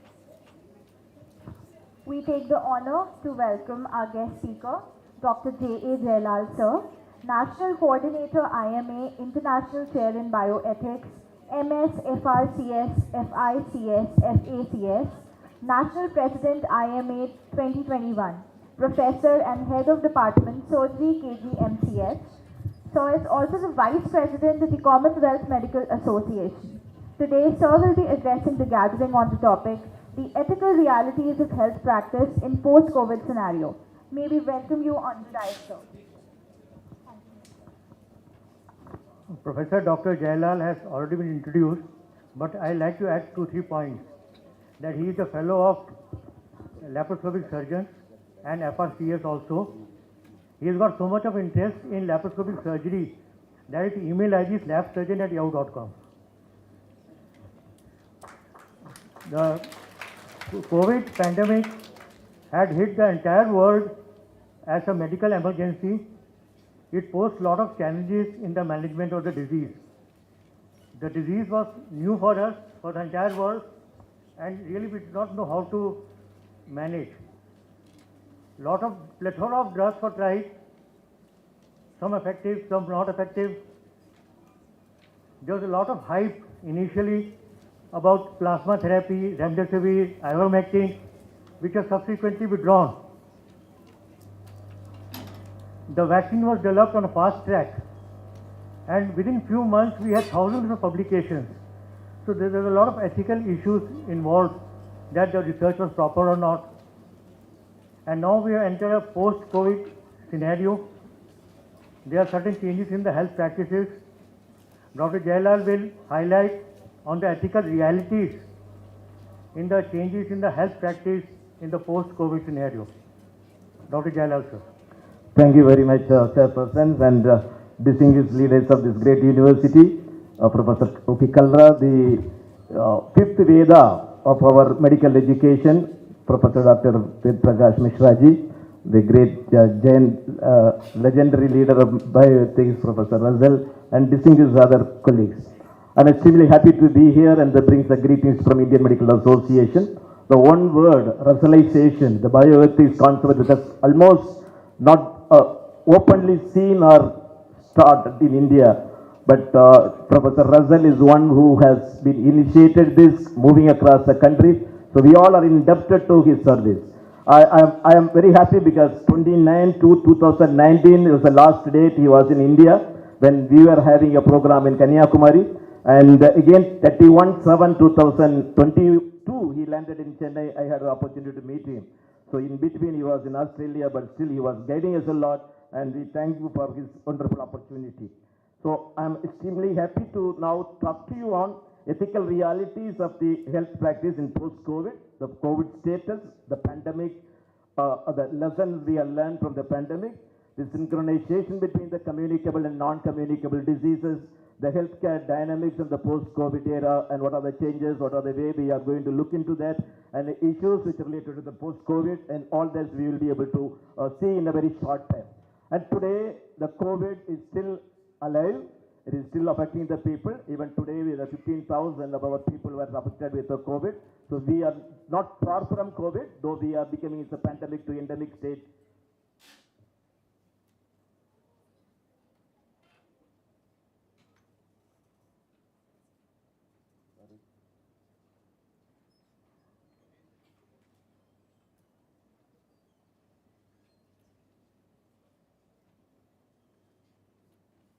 It's not coming.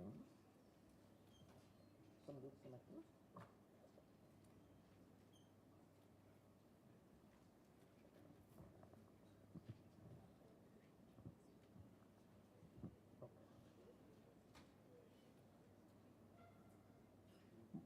Yeah, more than 5 lakhs people have gone out of our country because of the COVID, but we need to be extremely careful on this issue. Pandemics are not new to us. We have been gone through the many pandemics, starting from the greatest pandemic of the Black Death way back in 1347. Almost 200 million people were died. Subsequently, we had a smallpox vaccine pandemic, the Spanish flu, the HIV/AIDS, the SARS. Look, quite a lot of pandemic we have gone through. It is every time when the pandemic comes that we talk about some newer things, but then slowly we forget into that and we get into the our routine activities, and that is what the history which is happening in that. We know for sure that before up to the 2021, we thought that is the communicable disease are the main issues, and because the non-communicable disease was only 53%. But in 2019-20 onwards, we thought there is a 75% of the death is happening to the NCD. So we've forgotten about the communicable disease. So the whole concept of focus was on the non-communicable disease. We know that how majority of the diseases are causing the disease. So we were focusing on non-communicable disease. We know for sure there are 4 major causes for the death of nearly 75% of the death was attributed to the cardiovascular disease, diabetes, cancer, and chronic respiratory disease. And there is only the 4 habits was quoted, either the tobacco use, unhealthy diets, the physical inactivity, and harmful use of alcohol. If you can have these 4 only were causing. So more effort, more emphasis was given on the non-communicable disease, and slowly we have forgotten the communicable disease. And lot of program with the Sustainable Development Goal which is come out, there was a lot of projects were put for the non-communicable disease, but much less on the communicable disease. But however, there was emergence of the communicable disease across the globe which has happened. You can name any number of diseases, talking about the Ebola, again coming back the tuberculosis which we couldn't rate at any time, the syphilis and other HIV. Now again after the HIV has gone down, the syphilis is increasing. So the communicable disease are getting emergent. So in the post-COVID era, that we need to focus on ethically, we need to understand that we cannot only concentrate on NCD, we need to have a synergy between the communicable disease and non-communicable disease, and our focus should be there on that. If you take a diabetes, though it is a non-communicable disease, but that is one of the predisposing factor or the predetermined factor for progression of the communicable disease. Somebody is having a sepsis, somebody is having a diabetic food. The most common cause when you have a diabetic, the infections are going to come together. So our approach in the post-COVID era that we need to put together NCD and the non-communicable disease, what has been initiative, the initiative which we are taking on NCD, must be on the objective of reducing the susceptibility of the spreading the infection. So that is one area where we need to have that the symbiotic has to be there, and we need to put not giving an undue care for one aspect but forgetting other things, and we need to take care that both the things together. As we put the goals for our SDG or the Sustainable Development Goal, what we need to achieve for NCD, definitely we need to put some goals for the communicable disease also.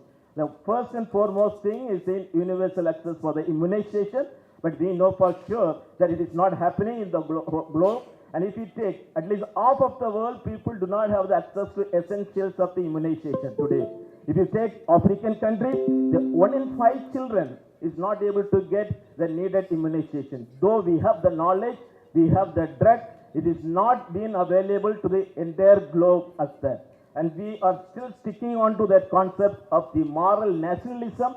But what we are expecting in the post-COVID era, we should not stick on to only the moral nationalism, but we should have the cosmopolitanism of the whole world. And we need to put together, because if nobody is free until everyone is free. That is the concept which the COVID has taught us. So our concept of looking into that innovations which we are making on the scientific era, the things which we are discovering, should have the global perspective that we should be able to reach out to the entire population. There shall not be a barriers of the land of the way in which that justice should be there, equality should be there, and that should be our approach in mainly that. Second most important is our preparedness for the COVID or any disaster which is going to have, and we need to anticipate and we need to get prepared. And one more most important approach which now we are talking is a One Health approach, where we are not going to talk about only the human, but we are going to incorporate the environment, animal, the human. All this comes as a One Health approach, and unless the environment is good, unless the animal are good, and the human cannot be good. Most of the diseases today we are getting as zoonotic diseases, it is spreading through the animals. So we need to have an approach of the One Health approach, where we are not going to have a symbiotic coordination between each other. The sustainable research has to be there, so that the bioterror has to be avoided. So these are the important things and the resilience which we need to make on the post-COVID era. As he has said about the One Health approach, environment, animal, and the humanism. And nowadays the government of India is very much proactive in making this issue there. And as an ethical reality, we see that it's a human being alone cannot sustain a good health unless our environment is bad and the related animals are good. So that equality, when we talk about among the human beings, has to be extended to the equality between the animal kingdom and the environmental kingdom, and that is going to become as a One Health approach, and that is a reality which we need to face in the post-COVID era. the public health emergency preparedness, and this is the one word which often used, the resilience. When there is Ebola has struck the country, the WHO has called for every country to become the resilient, but we forgotten that, and we never thought that after Ebola another pandemic will come. So as usual, the world gone into the same system of healthcare issue. But at least now in the post-COVID era, we need to concentrate on the resilience. The resilience is our ability to get into the information, adapt to the information, put it together, share it with each other, come together and make a concrete one health approach where we will be able to make our country preparedness. We will not see a sudden death and such a devastating effort like what we had in the COVID at that. And we need to have the preparedness. I'm sure that even if there is water is not coming through the pump, somewhere else the water will come, and if you are prepared enough, and if you are not prepared, that we will be always put into a trouble. So we need to be concentrated on that, especially on the COVID, which had the global depressions, the healthcare expenditures were high, communicable diseases were increasing. So our concentration has to be there on the preparedness, one health approach on that. The second most important problem which we had in the post-COVID era, now we know that the people, the society has gone into the area of the economic burden. People have lost jobs. There is accessibility was curtailed. So at this moment that we need to have innovative, newer things to brought in to sustain and support the people who are inaccessible. Affordability and accessibility are the two hallmarks in any medical system or the healthcare practice which we want to implement. So these are the things which we then, one is the telemedicine concept which is going to come and which is being practiced, and we will be looking into that. The point of care diagnostic and how we can implement that. The patient education and awareness platform that we are going to create. The self-health management devices or the wearable devices which we are using on that. Affordable medical devices and electronic health record system. The telehealth has become an important part in the post-COVID. And even if you look into the history of the telephone detection, when the Graham Bell in 1876, March 10, when he was first discovering the telephone, the first call in the whole world, in the history, was made on the medical emergency. And he called his Watson, his agent, he said that the acid has fallen on my hand and please come and help me. That was the first talk which has been on the telephone. Probably after a long decades, today we are using that same telephone or the telecommunication for the healthcare use of that. And with the healthcare in the post-COVID, there is a wide variety of the people. Somebody needs a highly complex treatment, somebody needs a moderate complex, somebody needs just a healthy level or the wellness level. So each level that where we will be able to do that. If the medical community, if the in-person treatment, if we can offer for the complex treatment, for the wellness or the preparedness of the early things, the telemedicine can be used. The telesurveillance, telediagnosis, telemedicine, telesurgery, we know the long short of things. It has a lot of impact, but it has a lot of ethical issues. There is today telemedicine, though it is being used with the permission of the NMC, that the telemedicine a doctor can use, but the issues which we are facing on the ethical reality on that telemedicine concept are plenty. The security of the data which we are getting and the quality of that. We are not sure the doctor who is going to talk to you on telemedicine, is he really a doctor? As we are having the countries where there is so much of fake doctors are there, is he belong to the same system? Or is he going to talk to us in a real way? Or the way in which that he is communicating to you is a fabricated one? And there are many issues and accessible to the data which you are giving. Sometimes you are giving your personal details and how you are going to ensure that that data is not going to leak out to the society. Or how he is going to get the consent for you. Is you are giving a consent, or is it a fake consents are being created? The face identification, how it is going to be there. So I'm sure there is a much more discussion we are going to have on the digital health and how we are going to the ethical reality. So telemedicine, though it is good, it has a lot of things because there is nothing rule or nothing way in the uniformity. It is not being implemented. So we are going to have the issues on that, the quality, the malpractice, the issues of the risk, and somebody who is using, your doctor is giving a prescription, and many times what we are seeing, that same prescription is taken by the pharmaceuticals and they are using that. If the cardiologist is giving a prescription for somebody, there is no guarantee this prescription will not be misused. And he will not be seeing that drug continuously, how he is going to take medicine. So we need to have much more things to be done in that ethical reality, especially the way in which that you are going to talk. When you are going to talk with a doctor, And usually it is a practice when a patient comes to a doctor, they talk, some informal talks will be there. Now there is nothing called informal. Everything is going to be recorded. The same thing can be utilized against you when you are going to come to the consumer court. So now the doctor has to learn the decorum of ethical telemedicine, and you need to be a little more rigid, and you have to little more polished way. You have to be very careful that what you are talking. So all these are issues and realities which we are having on the telemedicine. The second most important thing is the point of care diagnostic. So far we are thinking of the hospital as the ivory tower where the people have to come to the hospital to get care.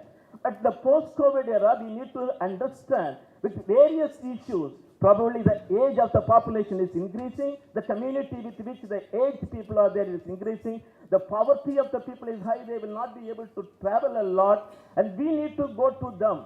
The point of care diagnostic and the point of care service is going to be the determining factor in the post-COVID era, whether the blood sugar examination. It's not necessary for the patient to come all the way to the hospital to get it done. It can be done at his house. It can be done at the way in which that he is living in a place. So this is an important change of the medical healthcare delivery which is happening into that. There's so much of things are happening. Biosensors has come, bioliquid has come, and anything can be monitored at the place. When the patient is having a hypertension, when the patient is having a problem with his genetic system. So all that can be done. And I'm so happy I come from Tamil Nadu. One of the great schemes, our government of Tamil Nadu has started the Makkalai Thedi Maruthuvam. That means every doctor has allotted a particular place. It is the doctor will go to the house.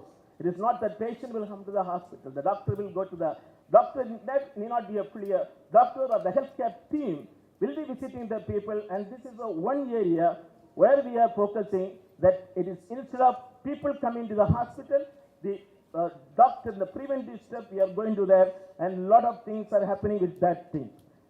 And to that happen, we also in the post-COVID era, the concept of specialized care has to be changed to the family medicine care.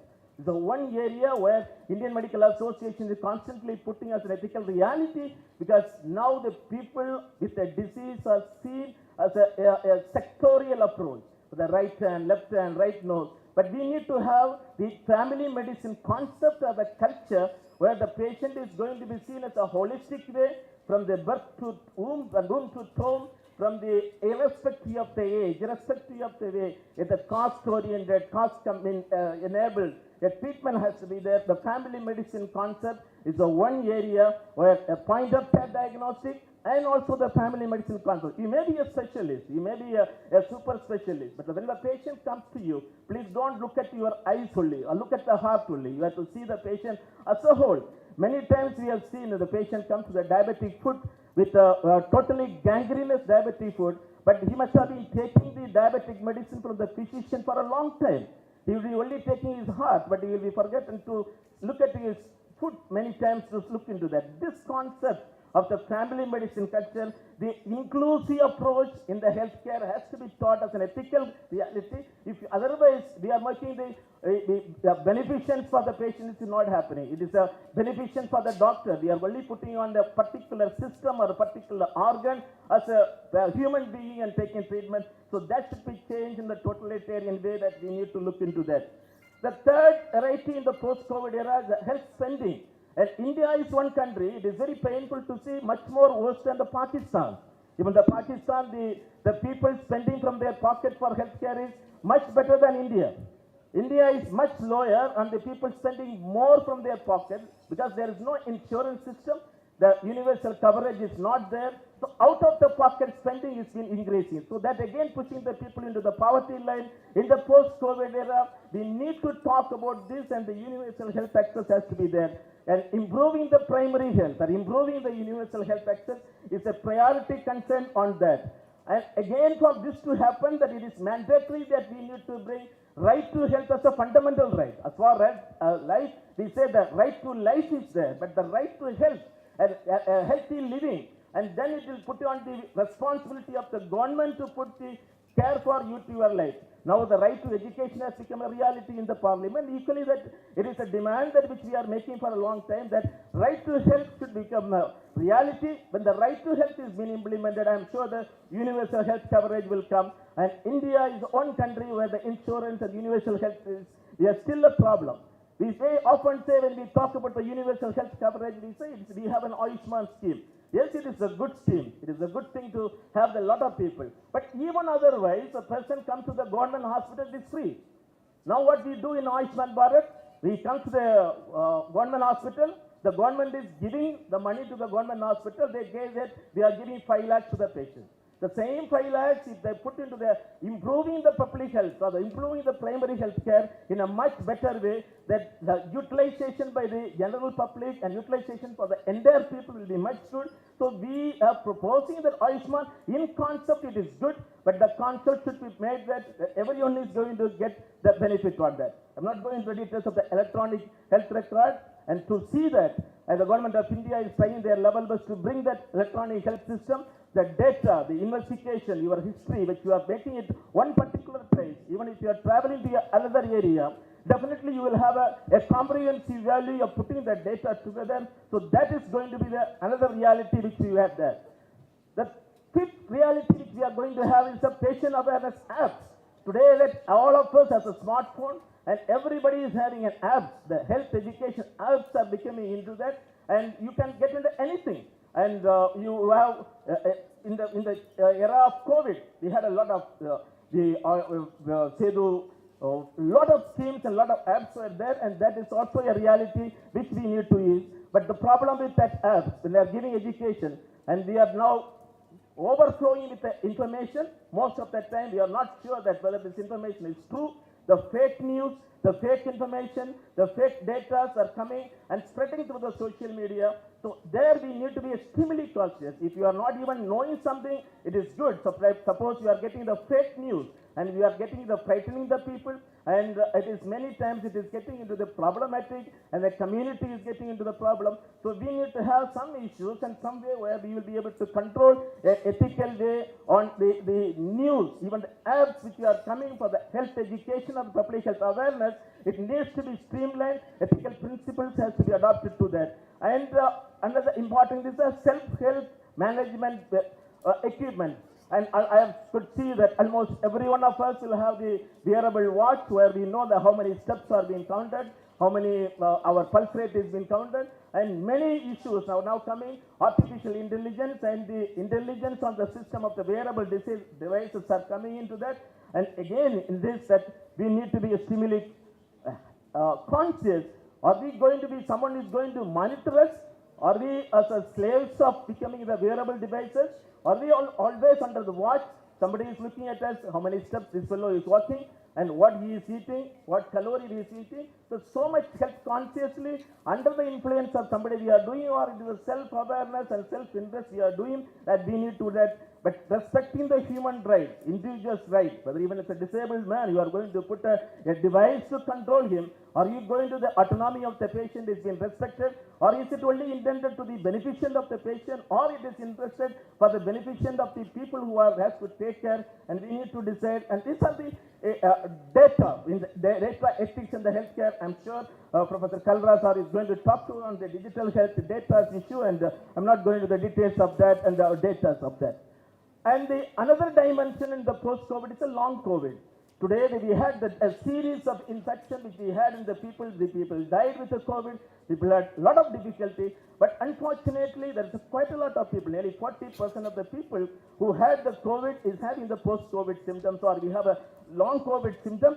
1 in 5 adults who had this COVID has the post-COVID syndrome. So what way that we are going to treat when we talk about the post-COVID healthcare system, and we need to understand the post-COVID the healthcare system. It is not only the physical challenge, but it is most of the time it is the mental challenge, the post-COVID mental health syndromes that the people are having. So it is more than the physical diseases cure, and our concentration has to be there on the mental issues, the mental aspect. I know I'm not going into the details of this, but one of the issues is embitterment with the due to the stress of the COVID. The people always in a rejected mood. People are in a difficult mood. They are not in a mood to see that their life is being happy, so we need to be see on the post-COVID, post-traumatic environment or the day in which. And if you see what is the opposite to that? A containment, happiness, joy, love, kindness. And if you can replace this post-COVID stress with this, and definitely it is going to be the thing. And one of these very famous quote from Professor Russell only the presentism. And absentism and presentism. We know that absentism is the disease. They will not come to the hospital or come to the workplace. But presentism, they will come because their issue is only on the mental. There is nothing on the physical. They will come to that, but they will not work. They will not cooperate. They will not coordinate. They will not work with that. They will not have a common sense to go along the people. So the presentism is another major issue which we need to take care of that. And finally, the COVID is a virus of inequality.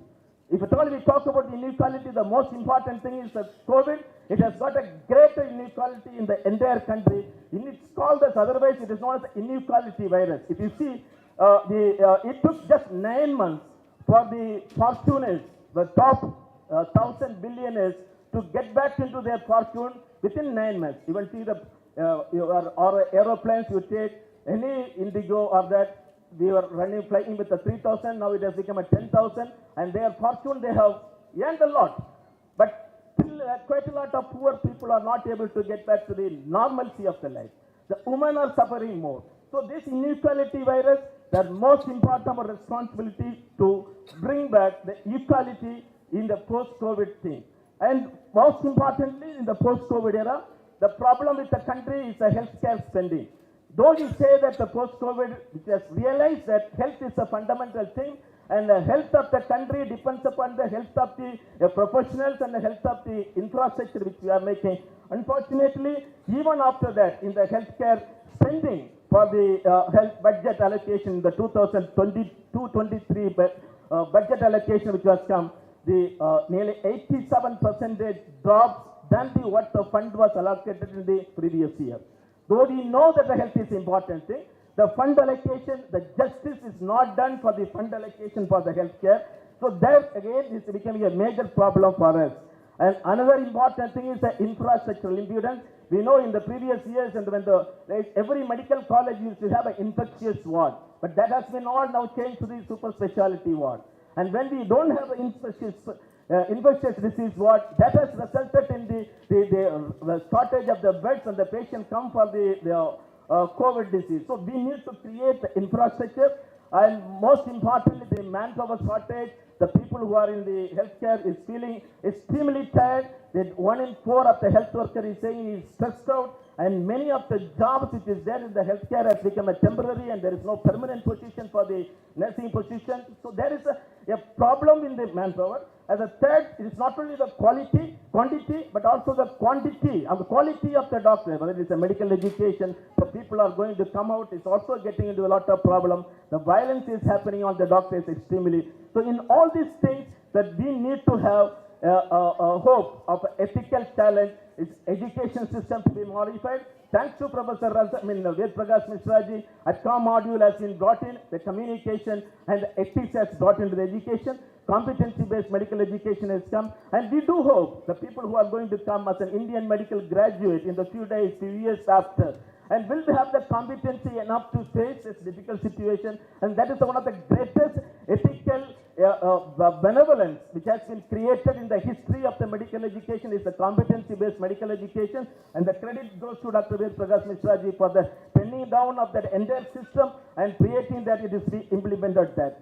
And finally, I must say, and if at all we want to do then ethical reality of the post-COVID things to be changed in this country, we need to have Indian medical service to be there. It cannot be administrators, IAS, IPS has to be monitor the health management. Health issues and healthcare has to be monitored by the medical people who has an administrative skill, and only when the medical people with the Indian medical service is coming into the field and taking the administration, and they will be able to do the greater thing. I think the mix up of the concept Dr. Professor 𝐵 has revealed, the Google doctor, the self-trained doctors, Baba doctors, quick fix medicines, these are going to be there, and we need to be extremely careful enough to see if something good is there. Yes, many times many complications are happening with that, and we must be aware of these people and make it sure that these false messages are not reaching the people.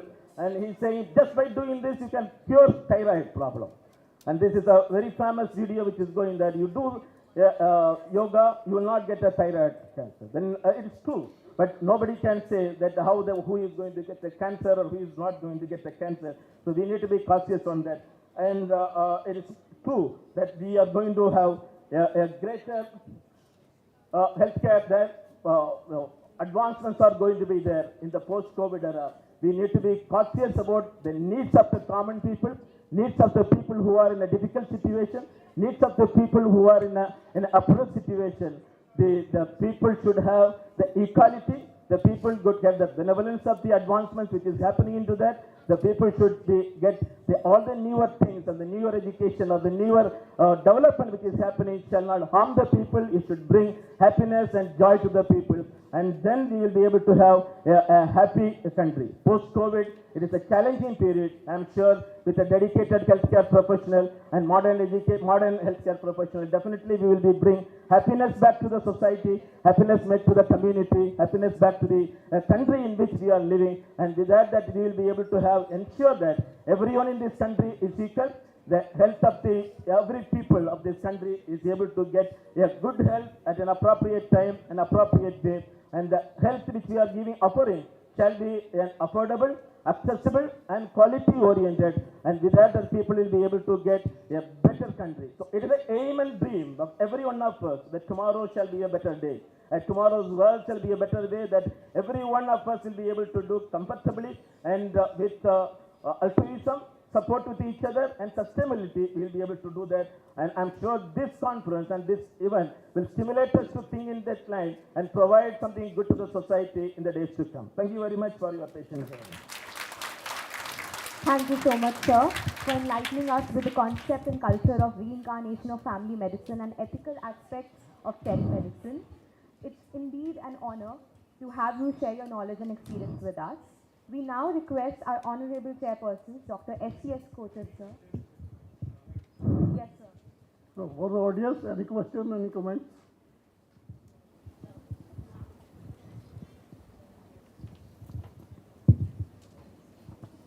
Thank you very much for a very nice talk on post-COVID observation effects.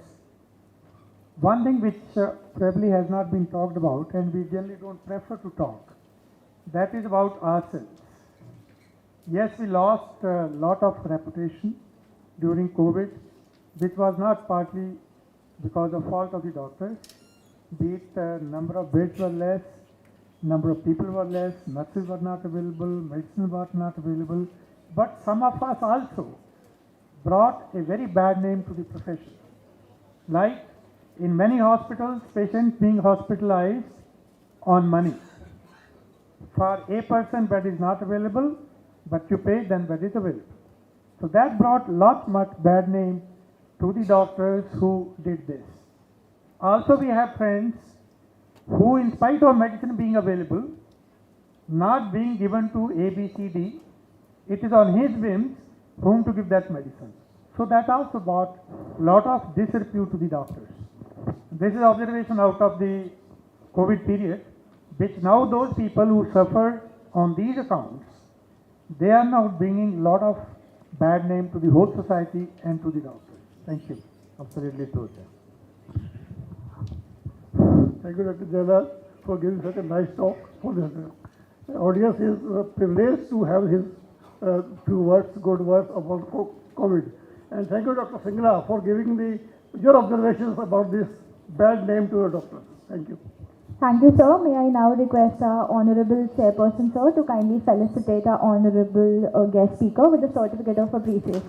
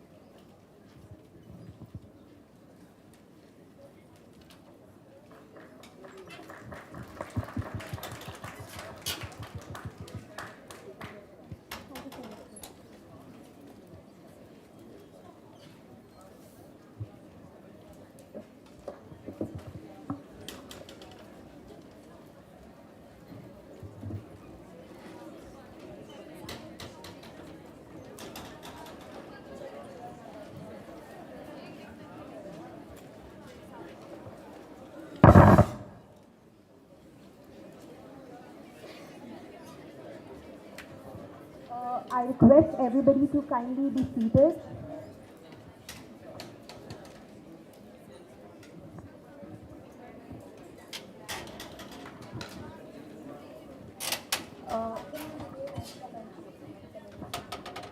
The mess lunch would be delayed by half an hour. The mess lunch would be delayed by half an hour. So all of you are requested to be seated in your positions.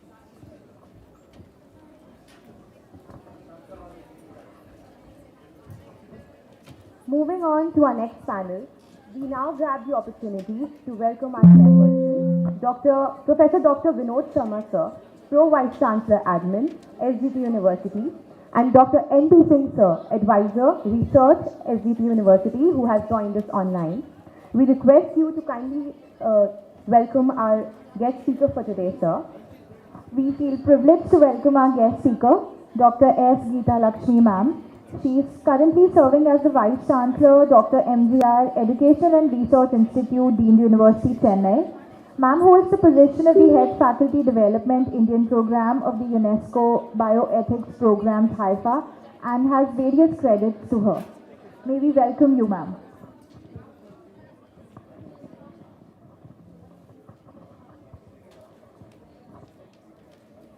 Ma'am will be addressing the gathering on the topic Ethics and Sustainable Development in Indian Education System.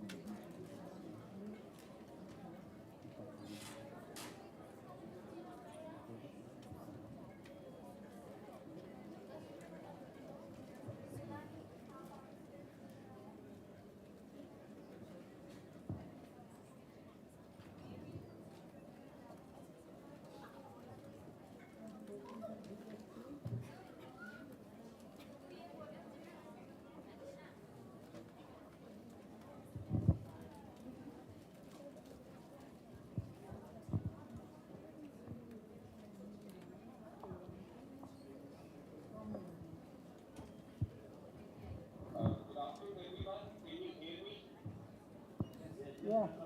It's a great honor and privilege to be chairing the session and back to SGT. In fact, I've never left SGT and even after having left as a dean research, I have been advising there. So it's a proud privilege to be chairing a very, very important session on ethics and sustainable development in Indian education system. And we have a very, very illustrious speaker in the name of Professor Geeta Lakshmi, and she happens to be one of the rare breed of Vice Chancellor, the women Vice Chancellor of the India Education and Research Institute. She's got a lot of accolades to her personal legend, and she's been a BCR awardee, I know, and I've known her personally, so she may not know me, but I've had an opportunity to listen to her in different times. So she's going to talk on a very, very important part of the ethics in today's world that is related to sustainable development, and there are major challenges of sustainability and they have a significant ethical dimensions. So at this time we actually used to take education about this, to take into education, and SGT being one of the very, very important private universities can take this challenge up and can educate the students on how we can ethically not only implement these sustainable development goals, but also change our education in such a way that we are participating for that. So here we have Professor Geeta Lakshmi going to talk on an important topic. Over to you, ma'am. Thank you for being here at the SGT University for the second time, where I inaugurated the bioethics unit of SGT way back to 2017. I would remember the same auditorium, and there was another Vice Chancellor when I was there. Might be some of you are still here in this university, and of course it all emanated from Dr. Russell D'Souza, because we all were living in different parts of India, I should say, and I wouldn't have known you all here or from West Bengal or in any other place in another part of any state, but it was he who brought, it's an ethics which brought us together, but we want to do something to the society. That is how it started, and I thank the SGT University and O.P. Kalra, who is here, one of my good friends. And I've been holding a lot of posts, like I was the Director of Medical Education of State of Tamil Nadu. I was Dean of Stanley Medical College, Madras Medical College and 𝐶𝐿POC Medical College. And later on as a Vice Chancellor of the State Medical University.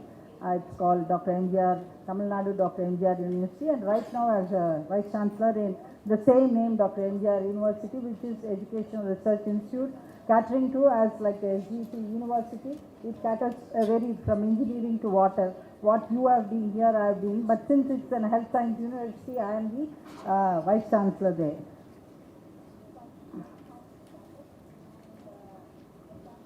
Okay, can you move this one?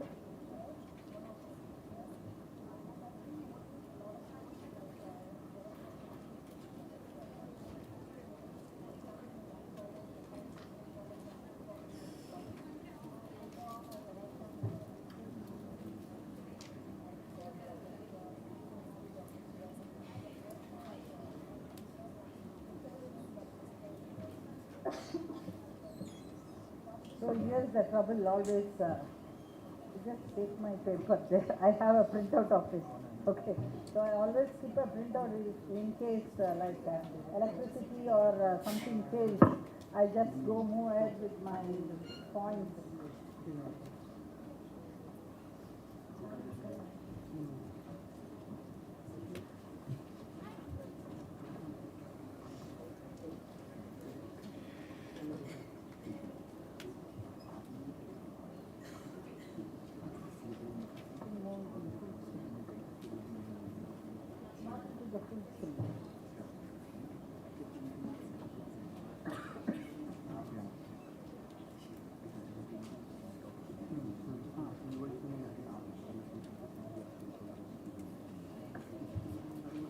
This one? Okay. So today's my way of discussion with you all, but particularly I need teachers and students for this talk on mine, and this would be on the ethics and sustainable development in the Indian system of education, because your university is one of them, which caters to a very different number of faculty. So based on this, which we call in a shorter term as ESC,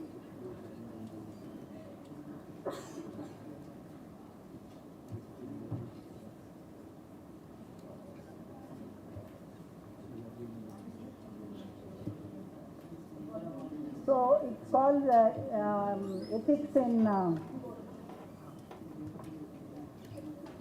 for sustainable development, where we concentrate on the social and economic justice, we concentrate on the cultural diversity, we concentrate on the human rights of future generation, and we also concentrate on the protection and the restoration of the earth ecosystem. Okay?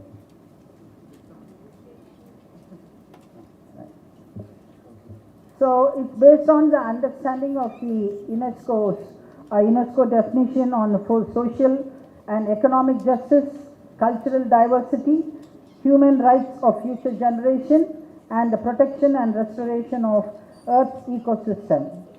So as you know, the Indian education system, we go to the school, and then next to the college, and next to the higher education, universities, and to the research mode, where we have all the learning of knowledge, skill development, e-learning system, and it's all the which has made us compulsory. So we have this Indian education system going on, where the students and the teachers take the main part, and the educationist makes the policies. So as you know that sustainable development should be a part and parcel of the system in imparting the giving importance to the overall development of a student or a learner for the future without detrimental to hold up and to practice, always to practice human dignities and human rights, to practice autonomy and with the individual responsibility, consent, and to practice persons without the capacity to consent, where you practice that, what you need next.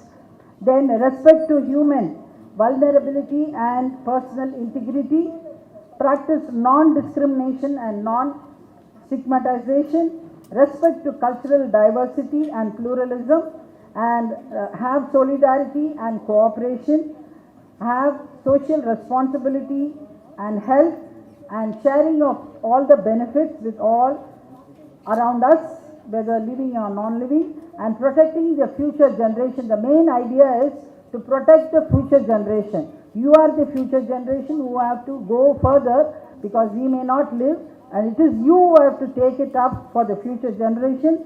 And it should also contain the protection of environment, the biosphere, and biodiversity. So ethical principles, many of you would be wondering what everybody is talking on ethics and ethical principles. It's all which each one have to undergo on everyday, day-to-day basis, where you have to know about autonomy, know about non-maleficence, the benefits, the justice to be adopted, the fidelity, the confidentiality which we have to take up, and veracity and accountability in our day-to-day practice, you learner or the teacher or the institution, wherever we are. So the ESC is finally is called the respect for others, respect in present and the future generation, respect for the planet which it provides to us. So we have to respect all these around us. So in this, in the ESC, that is the Education for Sustainable Development, it is a contribution to the world education system, and also we have to create public awareness and training the system for the future. So it is learning our ways towards more sustainable future. So we have to create awareness, we have to contribute to the education system. So what is the basic root of this sustainable future? You have to have the knowledge, you have to have the skill, you have to have the values, you have to have the attitudes. That is mind, heart and action. That's what they say, mind, heart. That is psychomotor skill, cognitive, attitude and psychomotor skills which is needed. So all this empowers a learner of all ages, not only the students, all ages, about the knowledge, the skill, the values behind it, the attitudes which will change. All this will change you, and it addresses the global challenges, and it also should address whatever we teach, also should include the climatic change, the environmental degradation which we see around us, how to bring it into proper placement, and loss of biodiversity, poverty and inequality, which has to be brought into the learner's module and in the education system. So as you know, like right now the Indian education system, that is what we have, the National Education Policy 2020, which has integrated all this into the National Education Policy. As you know that each one of you will feel it when you see this picture. Like we think that my child has to go to a school and he would come out with flying colors as a graduate and he is going to flourish. But when you see that all the creativity, all the discipline and intelligence have gone into waste.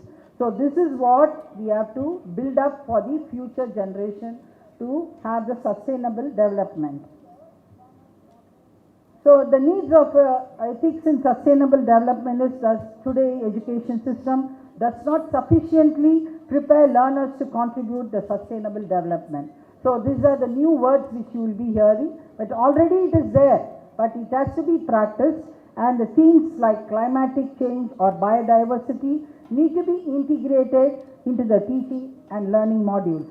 In particular, the essential needs of the world's poor, to which overriding priority should be given here. So there are 4 thrust areas in the ethics in sustainable development, which is to improve the access and quality for all the basic education. Reorient, you have to reorient now into the present education program and approaches, and develop greater public awareness and understanding of sustainable development issues. That is by outreach programs. Where you have an outreach program, you have to start doing public awareness and providing training in all sectors.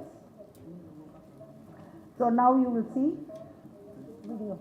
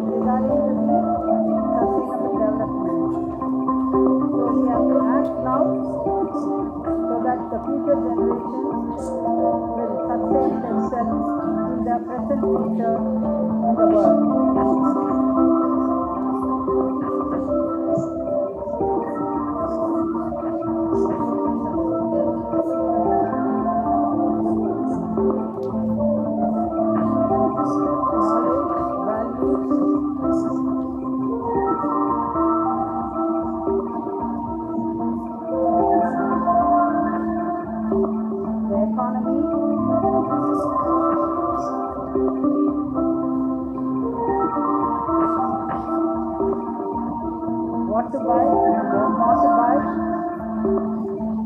So these are the knowledge sharing which we have to make with the public awareness. The conversion of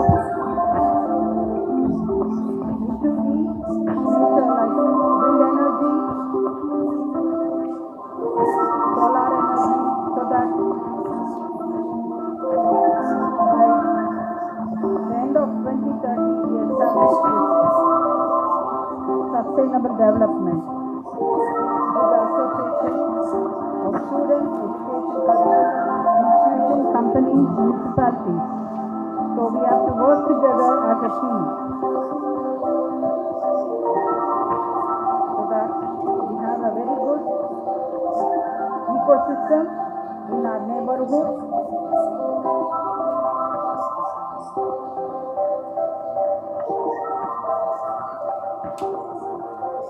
Students should be taught why are they into this and for what they do in each and every action of their learning process. So it's not only lecture we take during your classes. They should know why it's happening, for for why not, and what should we do. So the history has to begin by the teachers, by giving them a teamwork. Next.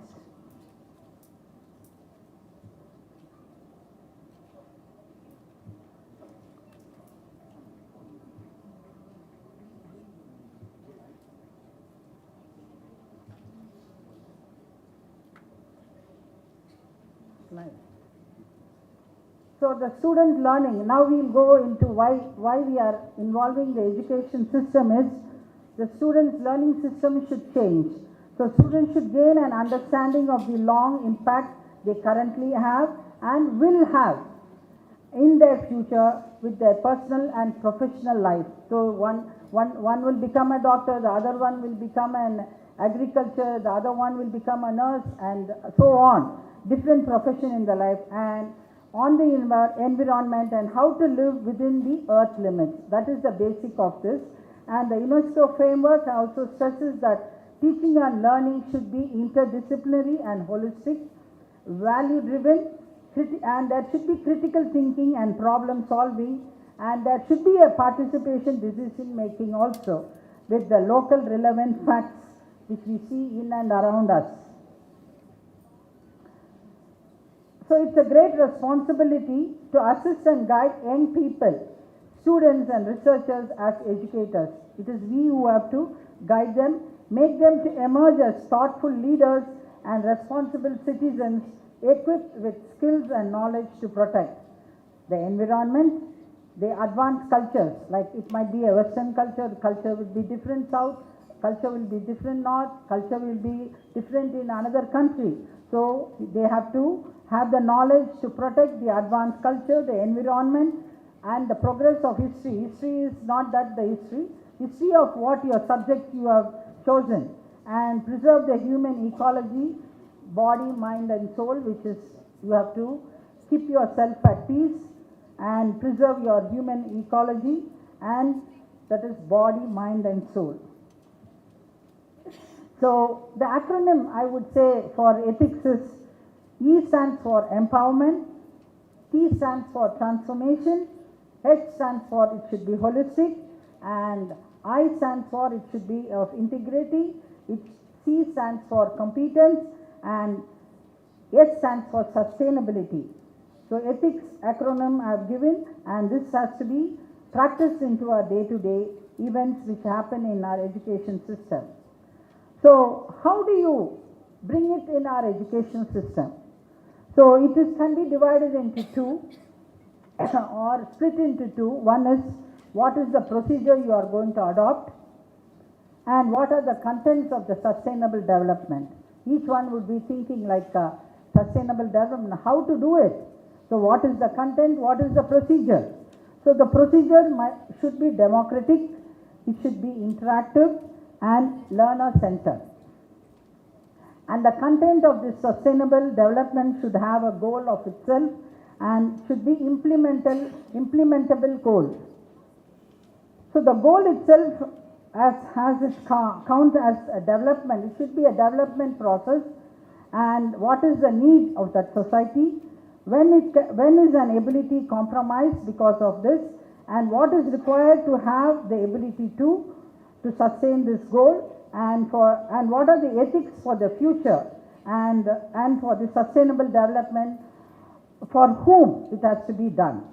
So when it comes to the implementation, what actions, that is the policy decision which is required in an institution or in a government, or who is responsible for what, whether it is an individual or a collective, or then whether it's a local transformation which is your goal, and the other one, how to weigh against the other goals. So when you are going to act on these sustainable development, how it is going to already existing one, how it is going to change. So as we go to the procedure, as I said, there are two different goals and procedure. When we go to the procedure, it should be interactive. That is, the students have to have an interactive, learner-centered way that enables exploratory, action-oriented and transformative learning. Finally, it has to be a transformative learning. And the context of education should be providing high-quality education, should be a top priority, but it is also crucial to include sustainable development in the context of education. So education is very important, vital part in all the efforts to teach people in respect to needs of the environment around us. As I said, democratic and interactive classroom, it should involve engaged students. I think so many of you have to follow this in future. Can I get some water? In future, from tomorrow onwards, you have to follow this.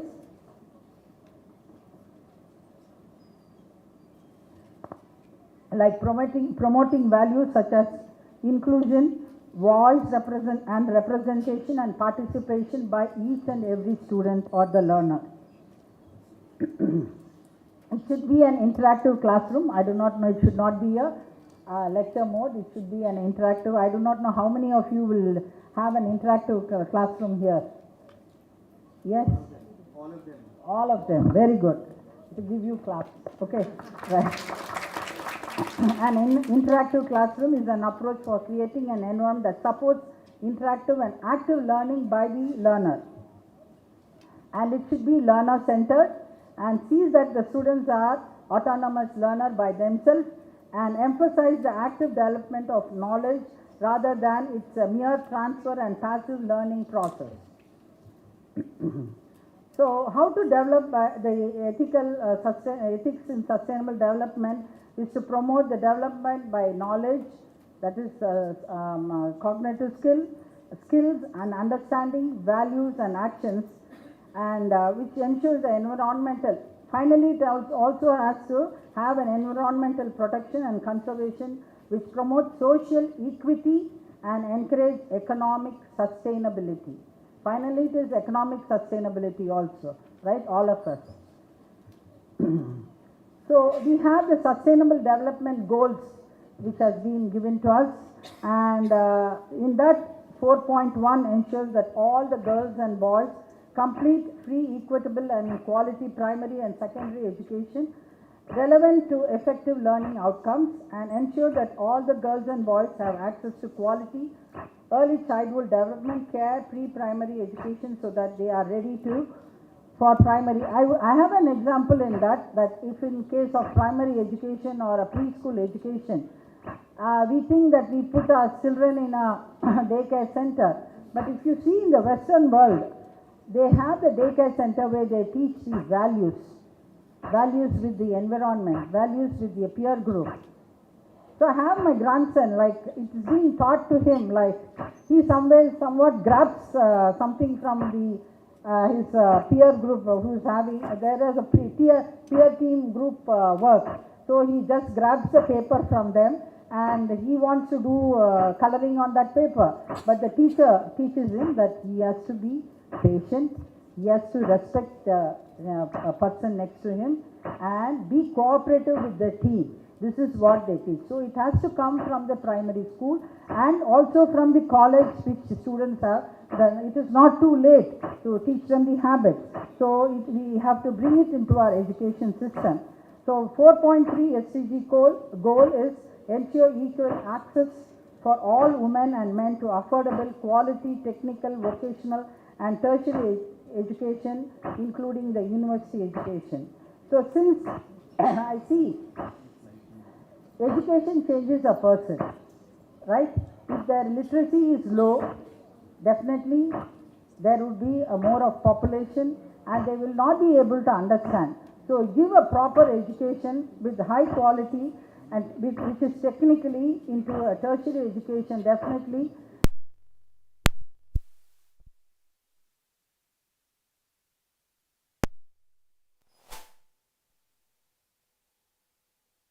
In education, which is now already we have more of girls rather than boys, I see, right? So boys also have to go through the education. Once upon a time there was boys were more, but now the girls are more. But then this disparity should go away in future generation. So because at one point there should be more of girls. So it might come in another few years that more of girls would be there, more of women might be there. Right?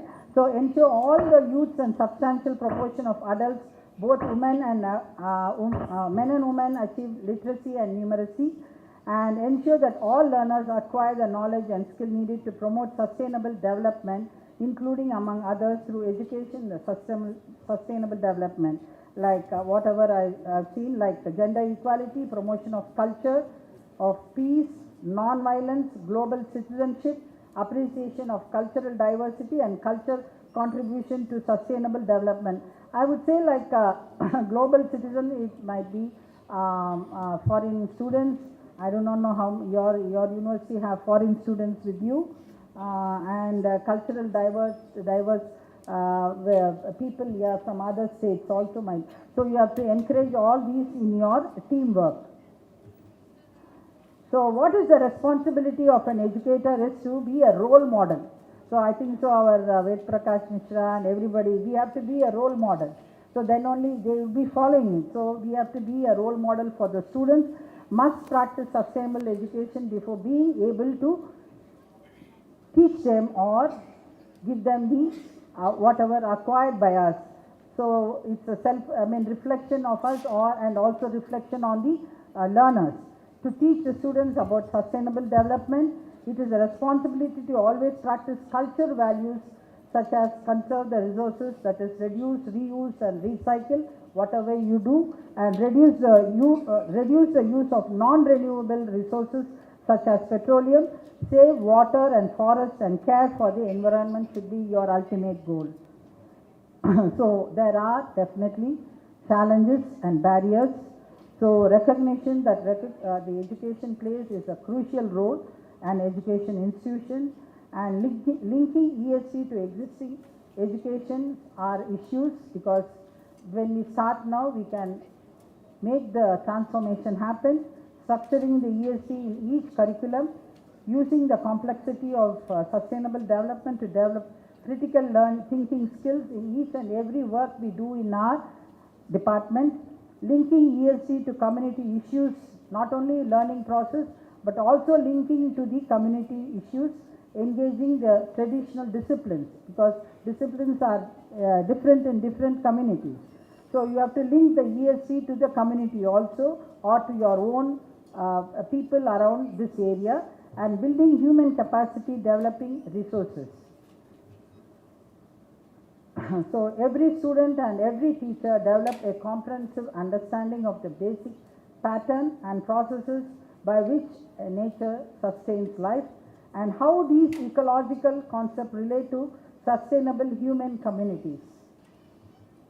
So in general, the conclusion is the institution-wide at the level of an individual institution and at the individual level, we have to plan ahead and collaborate to develop effective strategies for the future sustainable development and for transformation. Thank you one and all. Jai Hind.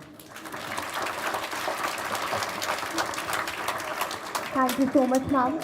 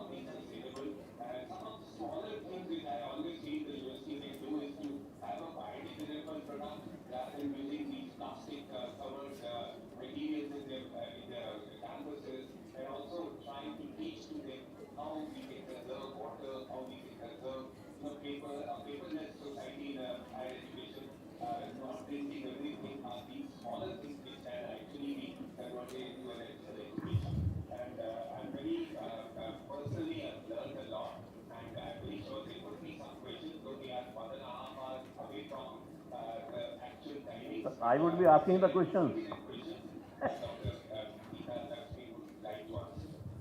Yeah, now I remember you, Professor Narendra Pal Singh. Session is open for questions, but they should be very brief, not in suggestive form, direct questions. I think everybody has understood your... Might be understood or not understood. Sometimes I have a query whether people have understood or not understood, because we keep talking. But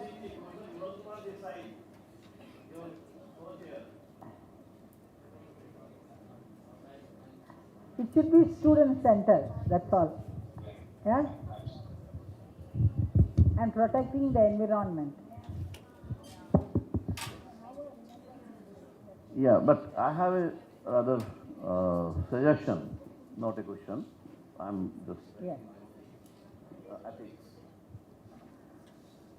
When I hear of Indian education system, I always recall Gurukul system of education. Yes. And in that system, we are having a module, a teaching module from the Small group system. To the highest level of the education. To Dikshant. Yes, yes. Yeah, that they were. And in that module, that was very evolving module.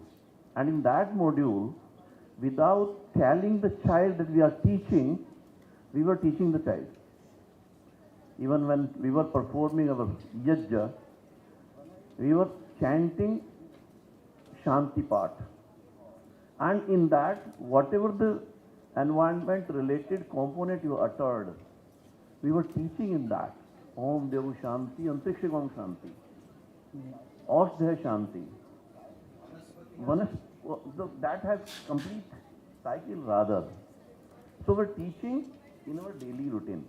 So relevant to the community. That's what it's relevant. We have to bring it back. So now my question is, can we have the same kind of evolving model integrated with the present education system model, so that from the childhood itself we can teach the students these kind of ethics and can bring it to the highest level.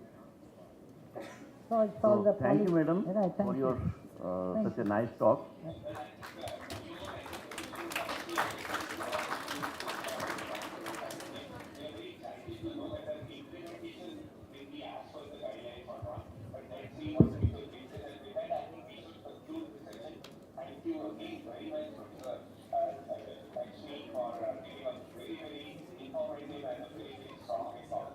Thank you, thank you.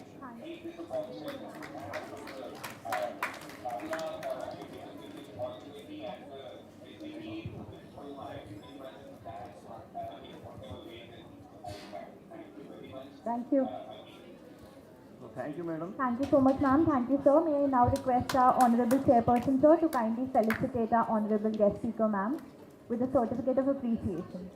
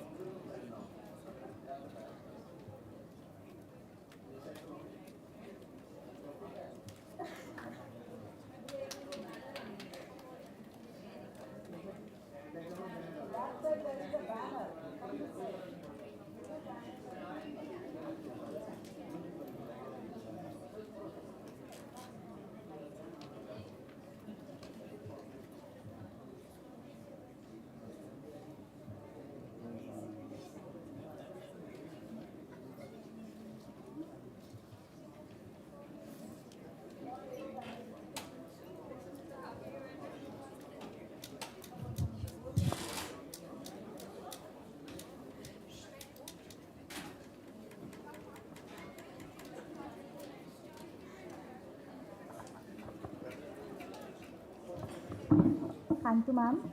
Now we will have a short lunch break of 45 minutes and we will resume the lectures post-lunch. Students who will join us after the lunch will only be getting the certificates. May I now request all of you to proceed for lunch.